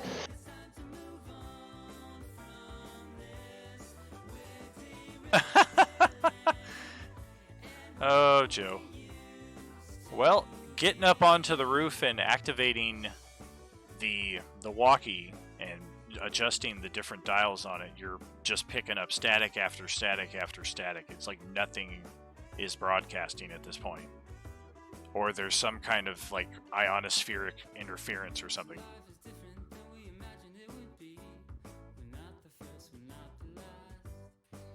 So, just out of curiosity, do I hear the noise from the radio?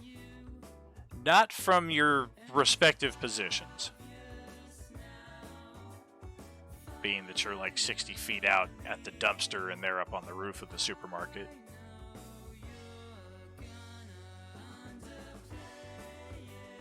You know, if we pour some of that whiskey that you have over the bodies, it would make a great accelerant to get rid of, light these things up. Why is everybody so goddamn ready to burn these things and attract the rest of them right to the fucking burning dumpster? Come on, man. Yeah, but leaving them out here to rot would create a smell that I don't know if these things track by smell. And if they do track by smell, that would get them out here as well. Oh, yeah, because burning some fucking bodies ain't gonna make no smell. Burning the bodies will only smell once, and for a shorter period of time. If we leave them to rot, it's going to attract more whatever. Plus, leaving them and to rot possibly make more infections.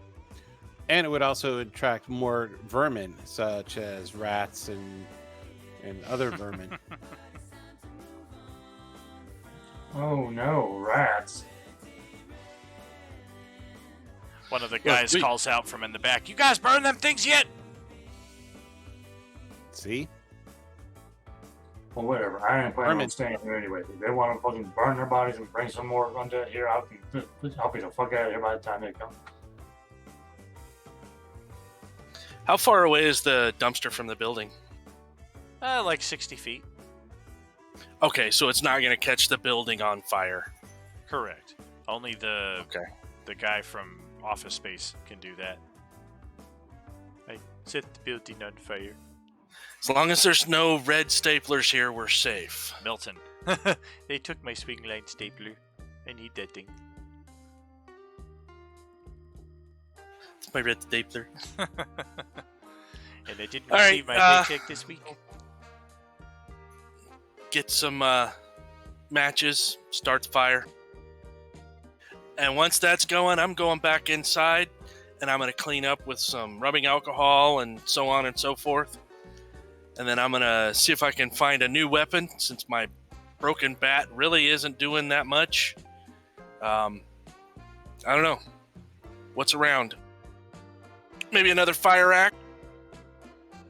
Well, let me ask you guys. It sounds like kind of collectively and individually we're planning on not sticking around the supermarket here for too long. I don't know why. Like, I've made it very hospitable. They're very welcoming. It's very diplomatic or democratic. So, I mean, what gives? You just can't please. I'm just kidding. So, I understand why your characters want to leave. That makes perfect sense. I don't know if Dawn and Justin, if you guys actually remember this supermarket from the original Agent Orange story. We actually found this place well after it was established, and we saw how this place crumbles. And we explored it, I want to say maybe like 30 or 40 days from this point in time, so I thought it'd be cool to see it like the first day. Right. And from the other side, because, you know, before we were trying to get into the supermarket. Now we're characters that are part of the society. Right. And you guys had the base set up at the campsite by the lake, maybe like 40 minutes north of here. And some of the people from this supermarket were growing discontented with the way things were being run, or they were being exiled. So they kind of made their way up into your community as well. Yep. So I just a remember cool little Easter egg connection between the two. But back to the point I'm trying to make here. You guys are, it seems like, unified that we're all going to leave. I still haven't decided too much on Pablo, whether he's going to actually stay here or if he's going to leave with you guys. Kate seems to not really like it here. So we're kind of 50-50 on our NPCs at this point. How are you guys approaching this publicly? Is this like kind of a secretive thing, like just like noon today we're out of here, dinner time tonight we're out of here, sunrise tomorrow morning we're out of here, like, or are you like telling people like, hey, we're gonna cut and run, we're not really gonna stick around here? Like, what are you guys thinking? Well, I mean, go ahead. my thoughts are, and again, this is coming from, you know, being bullied a lot. If you tell the bullies what you're going to do, they're going to be there to stop you from doing what you want to do, and they're going to make you do what they want to do. So I don't believe we should be really telling anyone that. We should just make it a secret plan amongst ourselves. I'm on completely the opposite mindset. I'm like ready to go up to Franklin and be like, hey, thanks for the hospitality, but it's time for me to go. I got to get to my people. I got to get to my stuff. I wish you the best of luck. I'll come by and check on you if I can. I agree with that. I said we basically say, hey, thanks for helping us out last night. We're on our way. I'm kind of somewhere in between. You know, they helped us, so I'm willing to do some work to help out with what they helped us with. You know, obviously I helped with building some of the fortifications and so on and so forth. So it's not like I'm not going to repay them in some way. But, you know, I will gather some of my own supplies, you know, that I keep on my person, like my own weapon and, you know, another club or something. I don't know. And within the next day or so, I think we should head out. Now, I'm not necessarily speaking it verbally to everyone. I'm just letting you know as a player what my plan is as a PC. I'd be verbal about saying we need to get out of here as soon as possible to make the most use of the disruption from the storm to get through the the zombies that have been displaced because of the storm.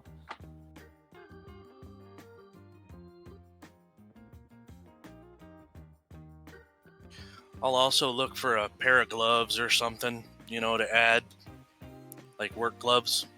Sure. Yeah, you Yeah. can definitely get a pair of work gloves. Provide the same Nice. armor bonus to your hands. Yeah, even though that's not really mechanical armor, you just have armor rating wherever. Right. Yeah, fanatically, get some heavy leather gloves. Oh, yeah. Wrap some National Geographic magazines around your forearms. World War Z. Yeah.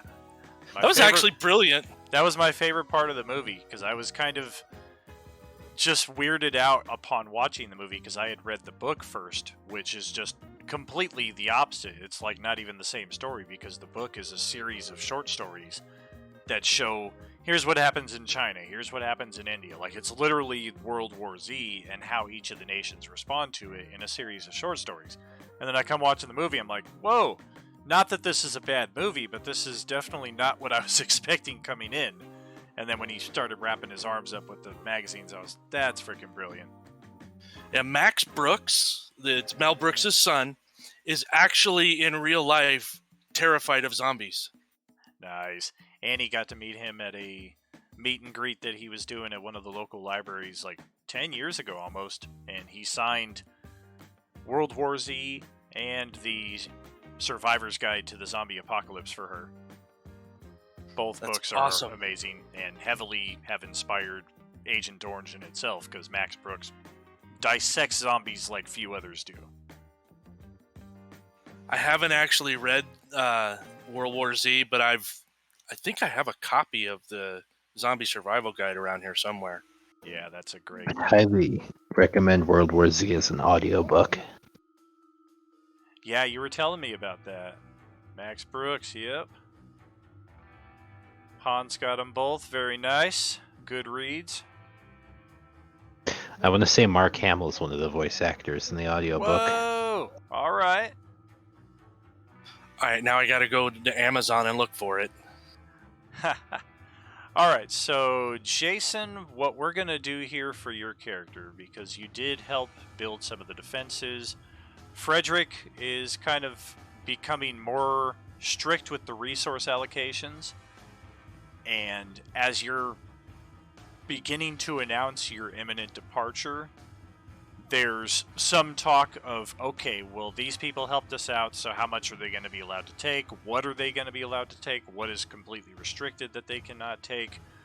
The 12 firearms are completely off the table. You guys can't take any of those. But one of the guys who was working on barricade duty with you that night just disagrees with this entirely. And he knows Frederick personally, and he feels he's going to be able to sweet talk his way out of it after the fact. So he slides you a pistol with some ammunition that you're going to take with you. Let's just see what kind of gun we got.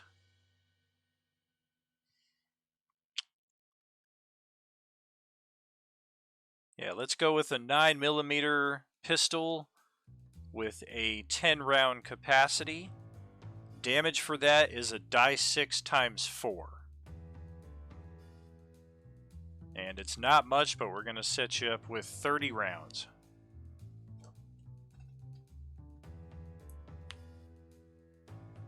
Yeah, right, Brad Pitt was kicking ass in that.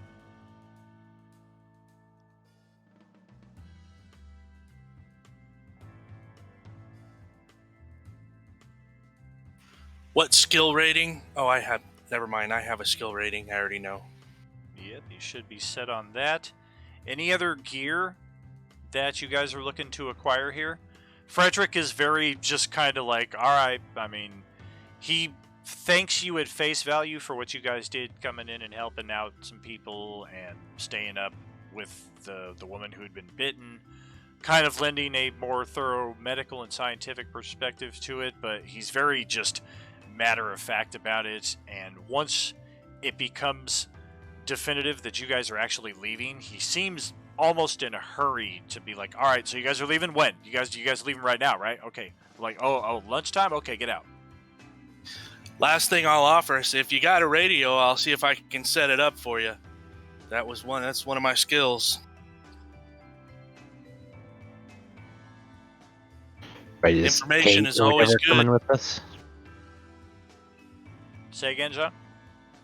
Was Kate or whatever coming with us? She have that radio? Yeah, she is. She's coming with you. She's going to bring the radio.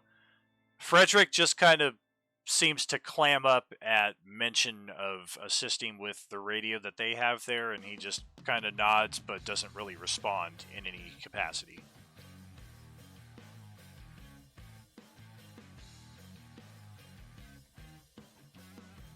All right, well, brother, if we come across any large-scale help, like military, government, or anything, we'll let them know where you are, so they can come get you too.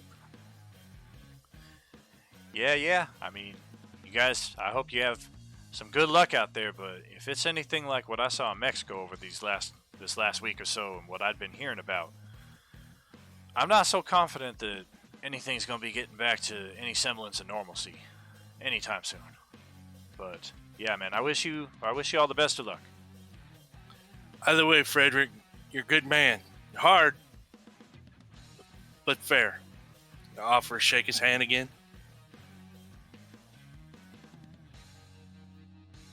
And I think that, as a player, I'm saying I think we should leave probably sometime in the early morning to give us the maximum allotted of daylight.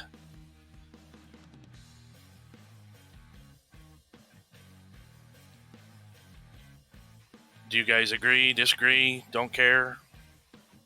I actually think we should wait until about sundown today to take off. So I don't think those things can see all that well, so we have a better chance of avoiding them in the dark.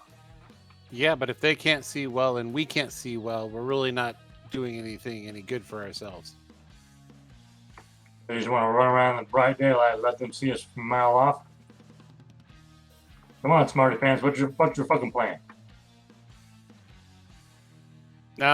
If we get the opportunity to see them before they have the opportunity to see us, then that would be a good way to avoid them.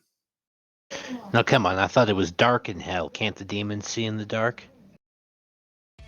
Demons can see in all different. They don't even have to really see you. They can sense you through their magical senses.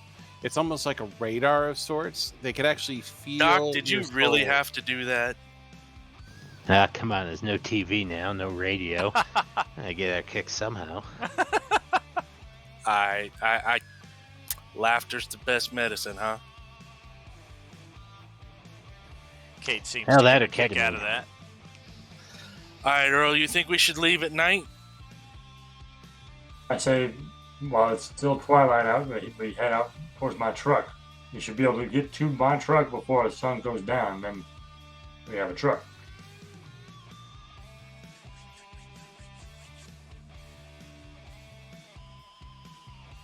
All right, I'll agree with you on that, but I don't think it's our best move right now. We've had more injuries in the dark than in the daylight.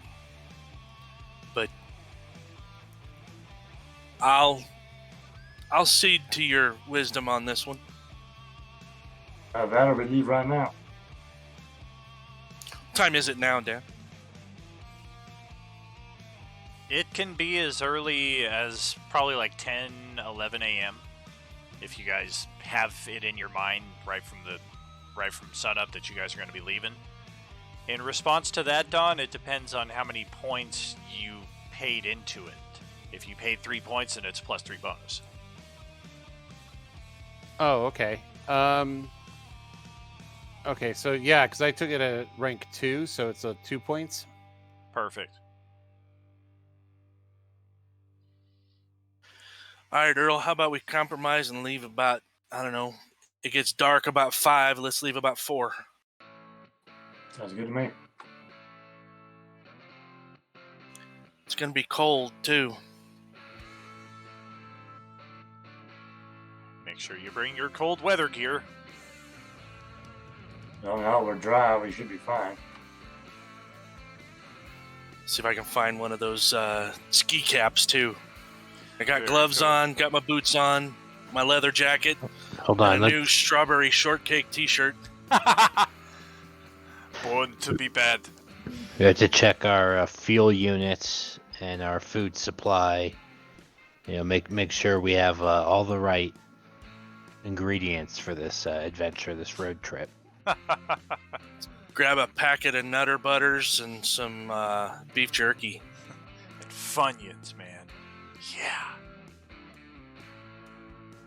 Oh, and we also need the Miller Genuine Draft because no road trip is complete without the Miller Genuine Draft. Oh, goodness. Schlitz. Schlitz. Oh, are you sponsored there, Don? That's Blue Ribbon. Hey, if we can get a sponsorship out of Quantity, any of not these, quality. you know. Now, it should be noted that even though the horrible storm that tore up the roads and brought the tornado, that has passed, as we're approaching midday, it starts to rain again, and it is very overcast and gloomy, so it's not as bright out as you would expect for high noon. God, I hate this place. You know, this might be the perfect time to go. That rain, that darkness, it's going to help us get by them. Using that Well, let's 13 myths and legends, I'm just going to be spouting off random myths and legends facts that may pertain to what we're going through right now. Are you tying that into the bad readings you got from the cards, or are you keeping that to yourself? No, I'm tying that into the bad readings for the cards. Oh. Well, it's hard to contest him because he does have some arguments to refute some of your points on more than one occasion. He definitely knows what he's talking about, even if you don't subscribe to his theories. Look, I appreciate all you're trying to say there, Paul, but I know in my heart that Jesus loves me and that he's going to see me through this, so you can keep that shit to yourself.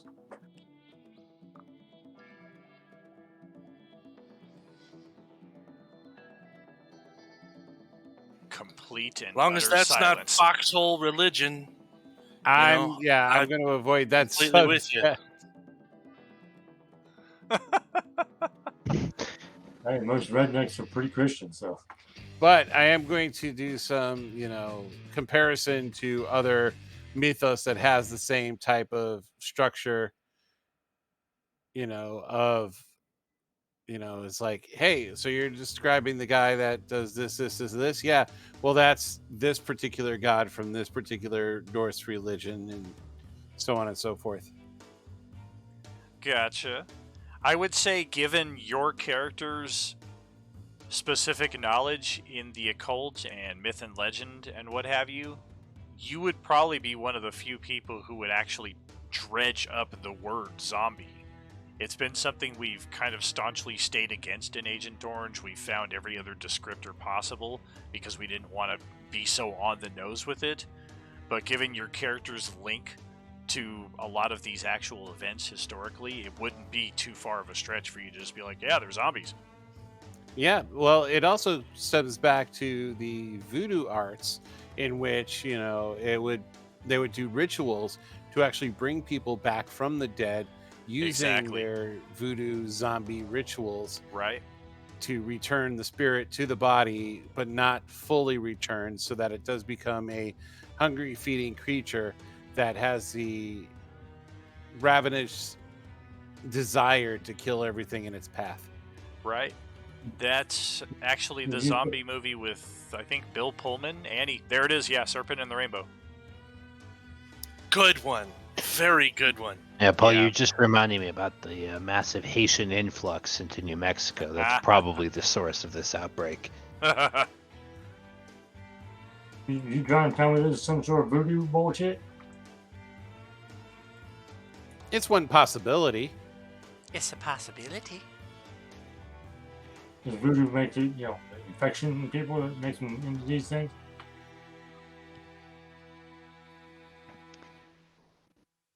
Things like And the again, I flu, mean, things like smallpox. It's a virus, possibly a bacteria. Its spread though is natural. There's not magic at play. There's not voodoo and dolls and witchcraft. This is simple science. Well, not quite simple. I mean, it would take some sort of catalyst to create something like this.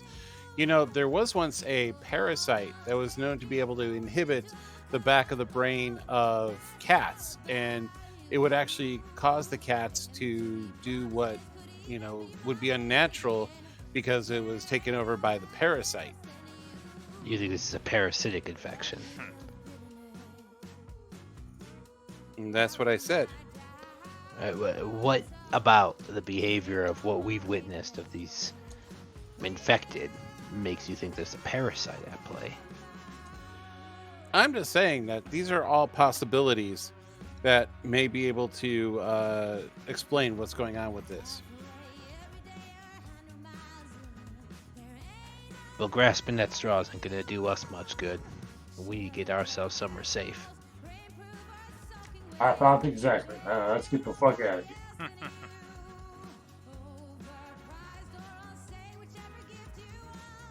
Let's use this rain and overcast to our advantage, and let's go. If we could get our hands on one of them and dissect it, it may give us some ideas of what's going on with it. I mean, I don't have much of a medical background, but I do have a chemistry background and physics. And I'm also really good at math. I don't know if that would come in handy for anything. However, the odds of us surviving this particular thing, especially with the omens that I've seen, really aren't that great. Yeah, my medical expertise here, my professional opinion for you, stay the hell away from them. Don't poke them, don't cut them open, don't lick them, don't sniff them. There's no scientific experimentation we need to be conducting. I was going to say, it's a shame you just burned 6 of them, and then it occurs to you, hey, maybe we should dissect one of them and check out what. Well, we did just have some of them. Whoops. Well, Let's leave that up to the Umbrella Corporation, whoever they are. The reason why I didn't think of that before is because I didn't realize that the parasitic value might be a possibility. Right. So you live and you learn. Makes sense, for sure. Jason, you can definitely find a broken something that'll substitute as a club. So yeah, no problems there.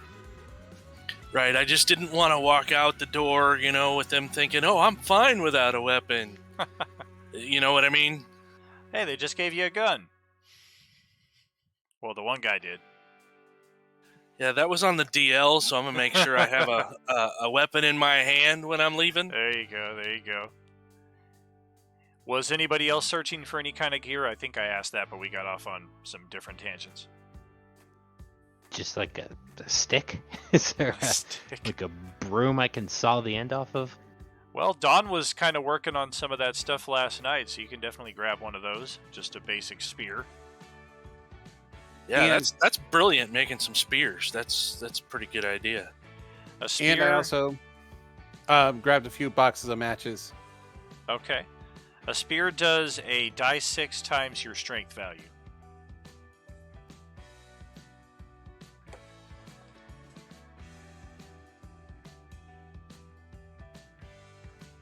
I'm just getting some extra leather and leather padding for my arms because I'm more of a brawler than a melee guy. Okay. Well, with that in mind, we properly re-equip as best we are able. They give you guys some bags of basic food, some rice, some canned meat, some canned fruit, and what have you. And it'll probably last your small group maybe 3 days if you guys And stretch a can it. opener. Yep, a can opener. P95 on my key ring. Very cool. And you guys hit the road on foot in the middle of a somewhat intense rainstorm. Thankfully not as intense as last night, but the wind is starting to pick back up. You're already missing inside the grocery store just at least the warmth and the walls that you had, if even for half of a day. Justin, you're pretty sure you know exactly where you parked. Things do look a little different out here, but you've been to Carlsbad more than enough times to be, okay, well, this entire block is in a state of ruin, but it is still an area that I'm familiar with. So it doesn't take long before your group makes it to the street where his truck is parked. One end of the street is blocked with a wreckage of traffic. The other end of the street is blocked by a downed power line, and you guys can still see some sparks firing from that as it's on the ground, just kind of getting blown in different directions by the wind, the power cords themselves. Well, if I see my truck, I'm definitely going to go up to it carefully. Are we going over the wreckage, or are we going to chance the downed power line? There's no way to go like around through like maybe a back street or something. There's not. It's not a very long street. It's basically just a short street with like one building on each side of it. It'd be easier to crawl over the cars then. Okay. Before we go over the wreckage, I'm going to watch behind us to see if we've been followed by anybody from the other group at the grocery store. Go ahead and roll notice.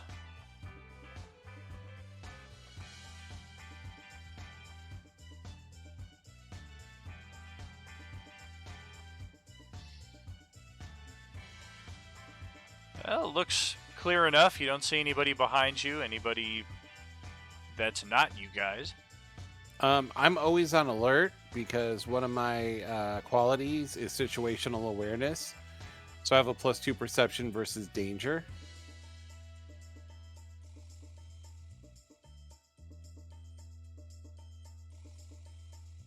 Yeah, while they're looking around, I'm going over those cars like. Doop, doop, doop. Okay. So that would be a 17. Well, Paul and Derek are both very uneasy approaching this site. You've just got a very strange and bad feeling about coming this way. You don't see anything in particular that's setting you off, but it is a little weird that this one street is kind of blocked on both sides. You're not sure if somebody's trying to use this as their own base and you guys are intruding, or if there's a nest of undead just hiding around the perfect corner. Something is off here. You're not really sure what. The cards Got tell a me. bad feeling about this. The cards told me earlier that something like this may be happening. It could be a trap, actually. And your truck may be the bait for that trap.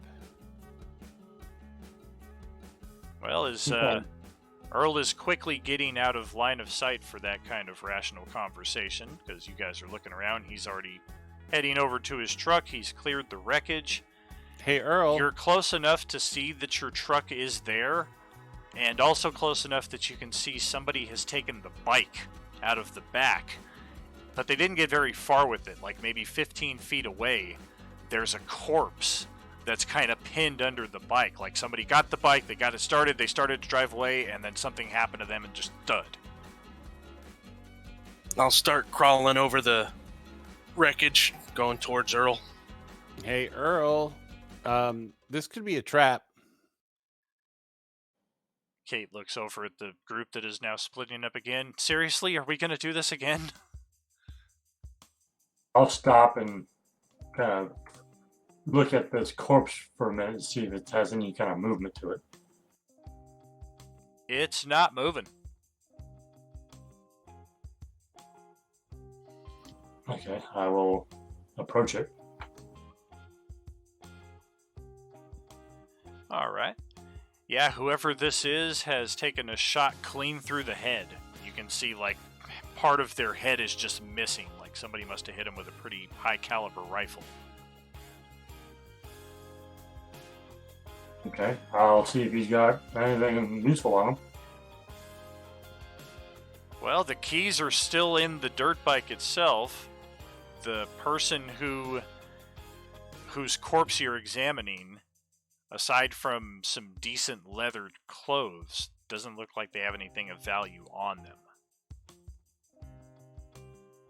Okay, after giving him that once over, I'll see Eric's approaching. I'll just kind of nod to him, and I'll go over to my truck to see what kind of condition it's in. Do I see the headshot on the corpse yet? Go ahead and roll a perception. Yeah, could be, Hans. Could be. Very good perception check there, and you do spot the missing part of the head, or the head missing a part of itself.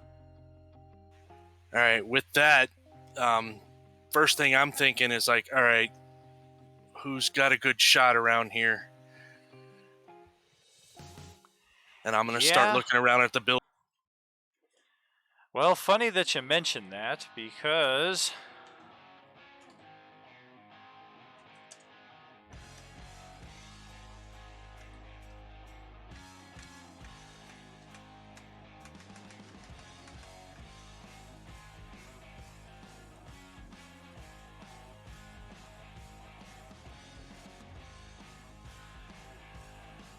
ow. So yeah, Earl is getting into his truck. Eric is taking a look around when a loud shot is fired, dealing 12 damage to Eric's leg, and you just instantly crumple. Exactly, that is a 30-odd 6.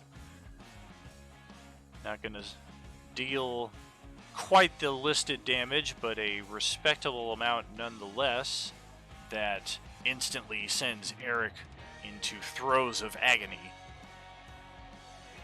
And Earl's only response instantly, just out of reaction, is to shut the door, almost like, I'm safe. Oh no, I'm not. Are my guns in here still? Which guns did you have in there? You had your shotty and... I have a 22 long rifle. How well hidden are they? They're just kind of on a... Actually, not hidden at all. They're on a gun rack on the back. Oh, window. shit. I mean, the truck was locked up, but... Well, let's just see the odds.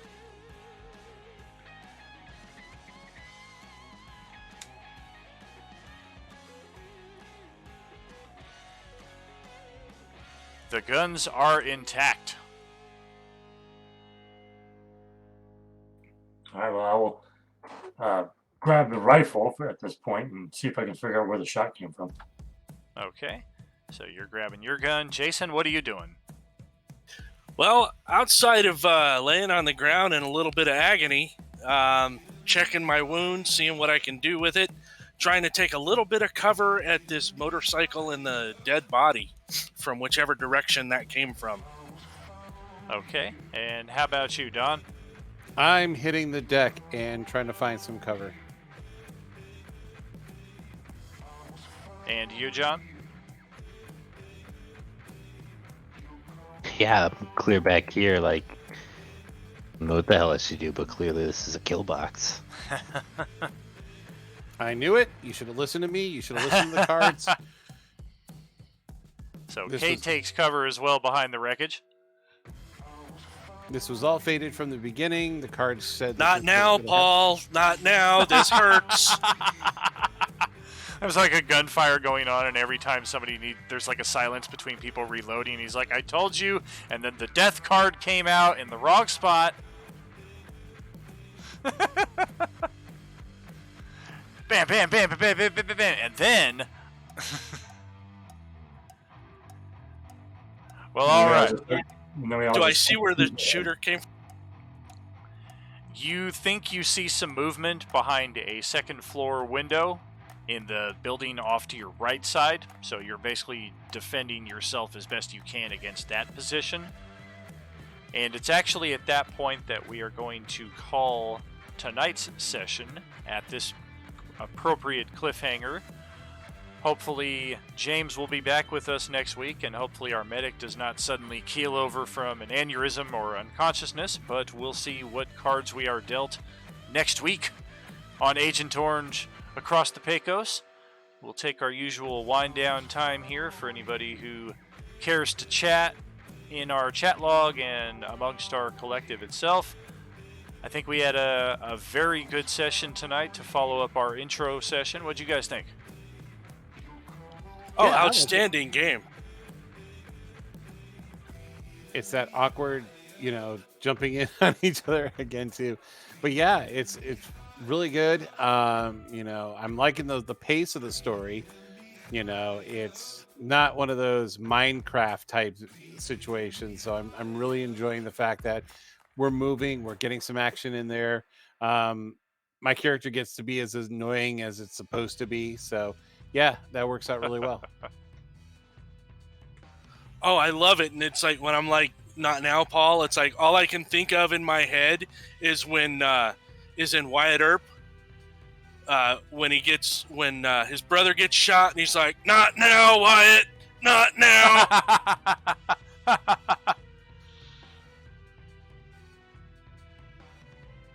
I've been enjoying it. I like the character I'm playing. It's just kind of like a different style that I'm used to, and a little more boisterous. Instant And, fan the pace- favorite. It's the pace has been fun. It does feel kind of like how a movie would be paced. Kind of starts out, stuff starts happening. It's all freaky. Have a little bit of a lull as we get into the grocery store and kind of take a breath. And we're like, okay, we got to keep going. And now we got some more stuff going on. Yeah, I'd echo that. I think that's the highest praise here is the pacing on this, keeping things moving and doing. I like some of the incorporation you've used of the sort of narrative form with those D10 rolls and just keeping things progressing all the time. Yeah, we've definitely had a lot more RP this particular session. That's some of my favorite stuff right there, especially when we can play off of each other. And that's some of my favorite. Yeah, it's just my favorite stuff. Oh, But yeah. going through and it's like, just we're running just WFO and going, and then we have a nice little reprieve, rest, relax, get re-equipped and go, and and then and then we're WFO again, and and here I am bleeding in the raining street in my strawberry shortcake shirt and a leather jacket. Yeah, I was looking forward to tonight's session for sure, just because I saw the potential for if we did get into the supermarket, because even that wasn't guaranteed. But once you guys hung around in the one spot after Joe got bitten, it seemed reasonable to narratively surround you with zombies, cause a panic, everybody goes in their direction, and that was just a cool segue. I thought was, let's knock one of the characters out and then pick it back up from their perspective, and the rest of them are just, you guys are filled in after the fact. Okay, somebody saved us, we're here in this spot now, and now we get a brief reprieve to where, yes, we can spend some time conducting some RP, learning the mechanics of the zombie invasion itself, that yes, if you are injured in this capacity, you are going to revive as a zombie. So far it's 100% certainty. And also, I'm glad your characters took it upon themselves to leave the grocery market, because I was already contriving scenarios of my own to get you guys out of there, up to and including a hostile eviction. Like, I was going to engineer some kind of event. Maybe one of you would get framed. Maybe somebody was getting exiled from the community and one of your characters wouldn't agree with it, and that would put you at odds with Frederick, and there would just be this whole RP where they're kicking your characters out. I'm glad we didn't have to go that route. It could have been fun to do, but it ended up being more expeditious, and I think equally as fun for your characters to just, this is not where we want to be, we just need to take what we can and get out and keep on moving. And it also doesn't create an enemy behind our back. Right. For sure. I mean, we're playing a 4-game mini campaign here. I don't expect recurring enemies to be too much of a thing. We're already halfway through. And I want to say we're coming up on, well, I think we're halfway through in both capacity. We're halfway through the 4 games, and we're also at about the midpoint of Act 2, as I roughly have designed it for this mini campaign. Yeah, I feel like we're also kind of like like in Lost, we're kind of like the tailies. It's like the first season and a half was about all the primary, Right. and then the tail end of season 2 and season 3, it's like, Right. where the hell did these people come from? Who the hell are they? Right. And then but even though I didn't play the first game, that's kind of what I see as this being. Yeah, for sure. This was definitely designed with a bit of that in mind. I didn't want there to be too much, if any, crossover between what that group did and what your group did. That's partly why I stranded you guys in the stadium as long as I did, because in the original story, I want to say those survivors were very perceptive to the first shit's going on here that's not right incidents right around them, whereas you guys were far enough back that it took the steam ball or the snowball effect for things to escalate before you guys finally realized things aren't right, and by that time it was very difficult just to get off the site. So by now I figure our original group has already gone to Gunderson's Gas and Grocery, they've already linked up with their first NPCs, they've already left Carlsbad, and they're already starting to plunder some of the ranch houses and farmhouses along the way.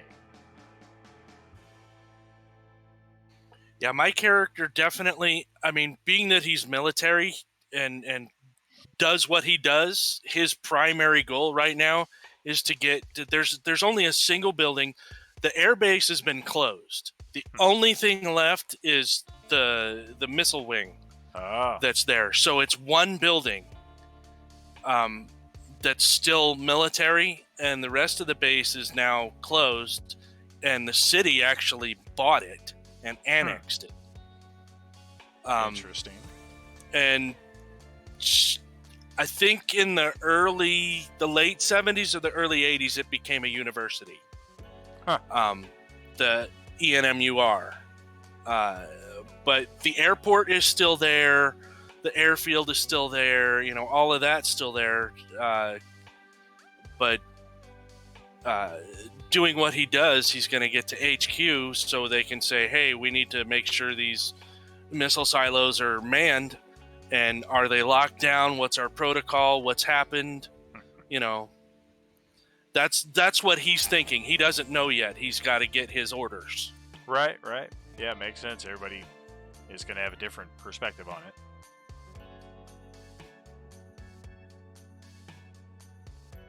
I like the potential cliffhanger we're at here, and James potentially coming back next Tuesday, because it opens up an opportunity for him to kind of roll back into this scenario and rejoin the group under some pretty good circumstances, I think.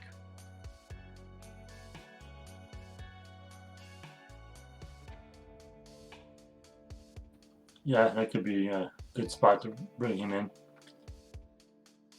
Yes, indeed.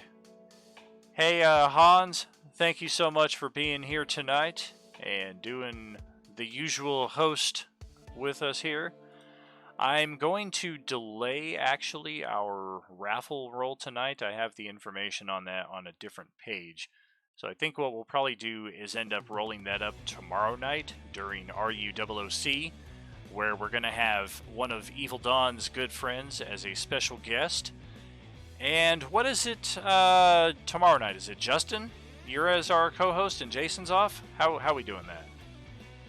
I think that's what it is. There's nothing really set in stone. I think Jason was planning on being there in the chat log if he's not on as a actual co-host.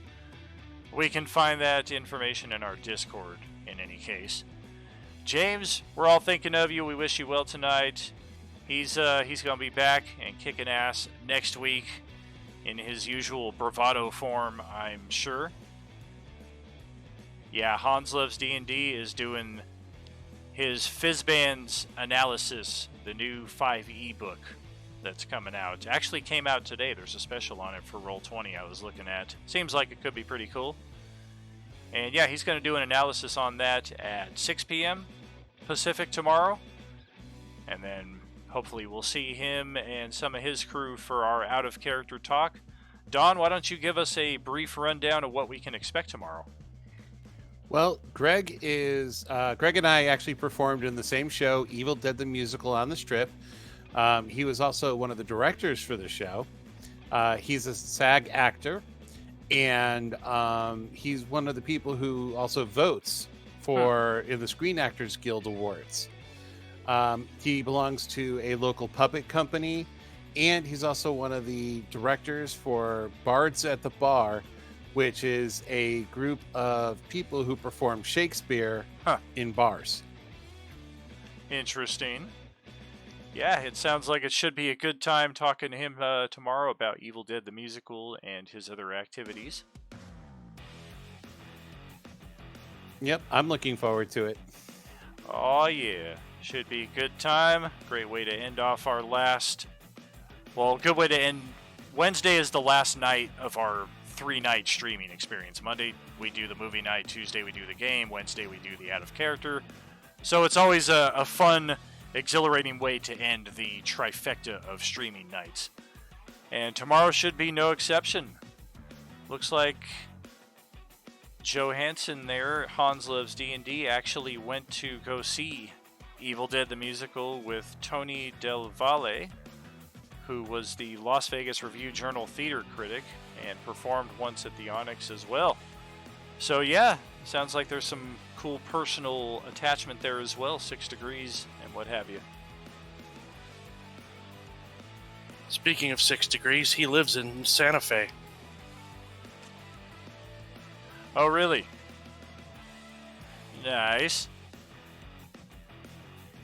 Him and Kira Sedgwick live in Santa Fe. Yeah, I have my Evil Dead the Musical shirt with blood on it. Really quick story on that is for my birthday one year. I was sitting in the Splatter Zone. They gave me free Splatter Zone tickets because I was with the show anyways, and it was my night off. So I sat in the Splatter Zone, and no one else bought Splatter Zone tickets. So I was the only one in the Splatter Zone, and I got hit with all of the blood. Oh, man. Did you see what Hans posted there? It looks like he had a similar experience, but his wife washed the blood out of it. Yeah, we didn't wash the blood out of ours. No. Hey, Mr. Murtaugh, J-Man, Evil Dawn, Raven, CJ, Andy Bag of Donuts, Hans Loves D&D, everybody else who joined us tonight, thank you so much for once again being a part of our live gaming experience. It's always a blast to do this every Tuesday. Hope you all have a great evening. Are you with us? Good night, everybody. Good night. Bye, everyone.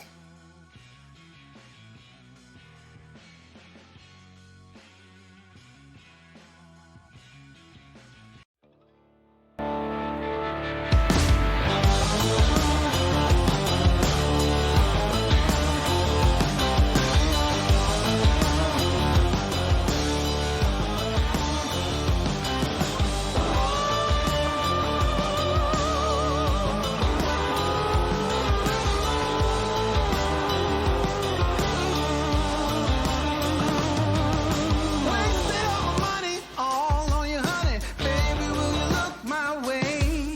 Been ditching all my bodies, failing all the studies. Baby, I am out to play.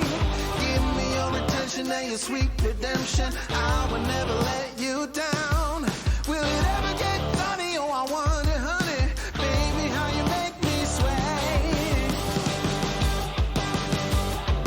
You say it will. I'm calling your addictive brand. You say it will, yeah. I'm causing the obsessive mind. You say it will. I'm calling your addictive brand. You say it will, yeah. I'm causing the obsessive mind.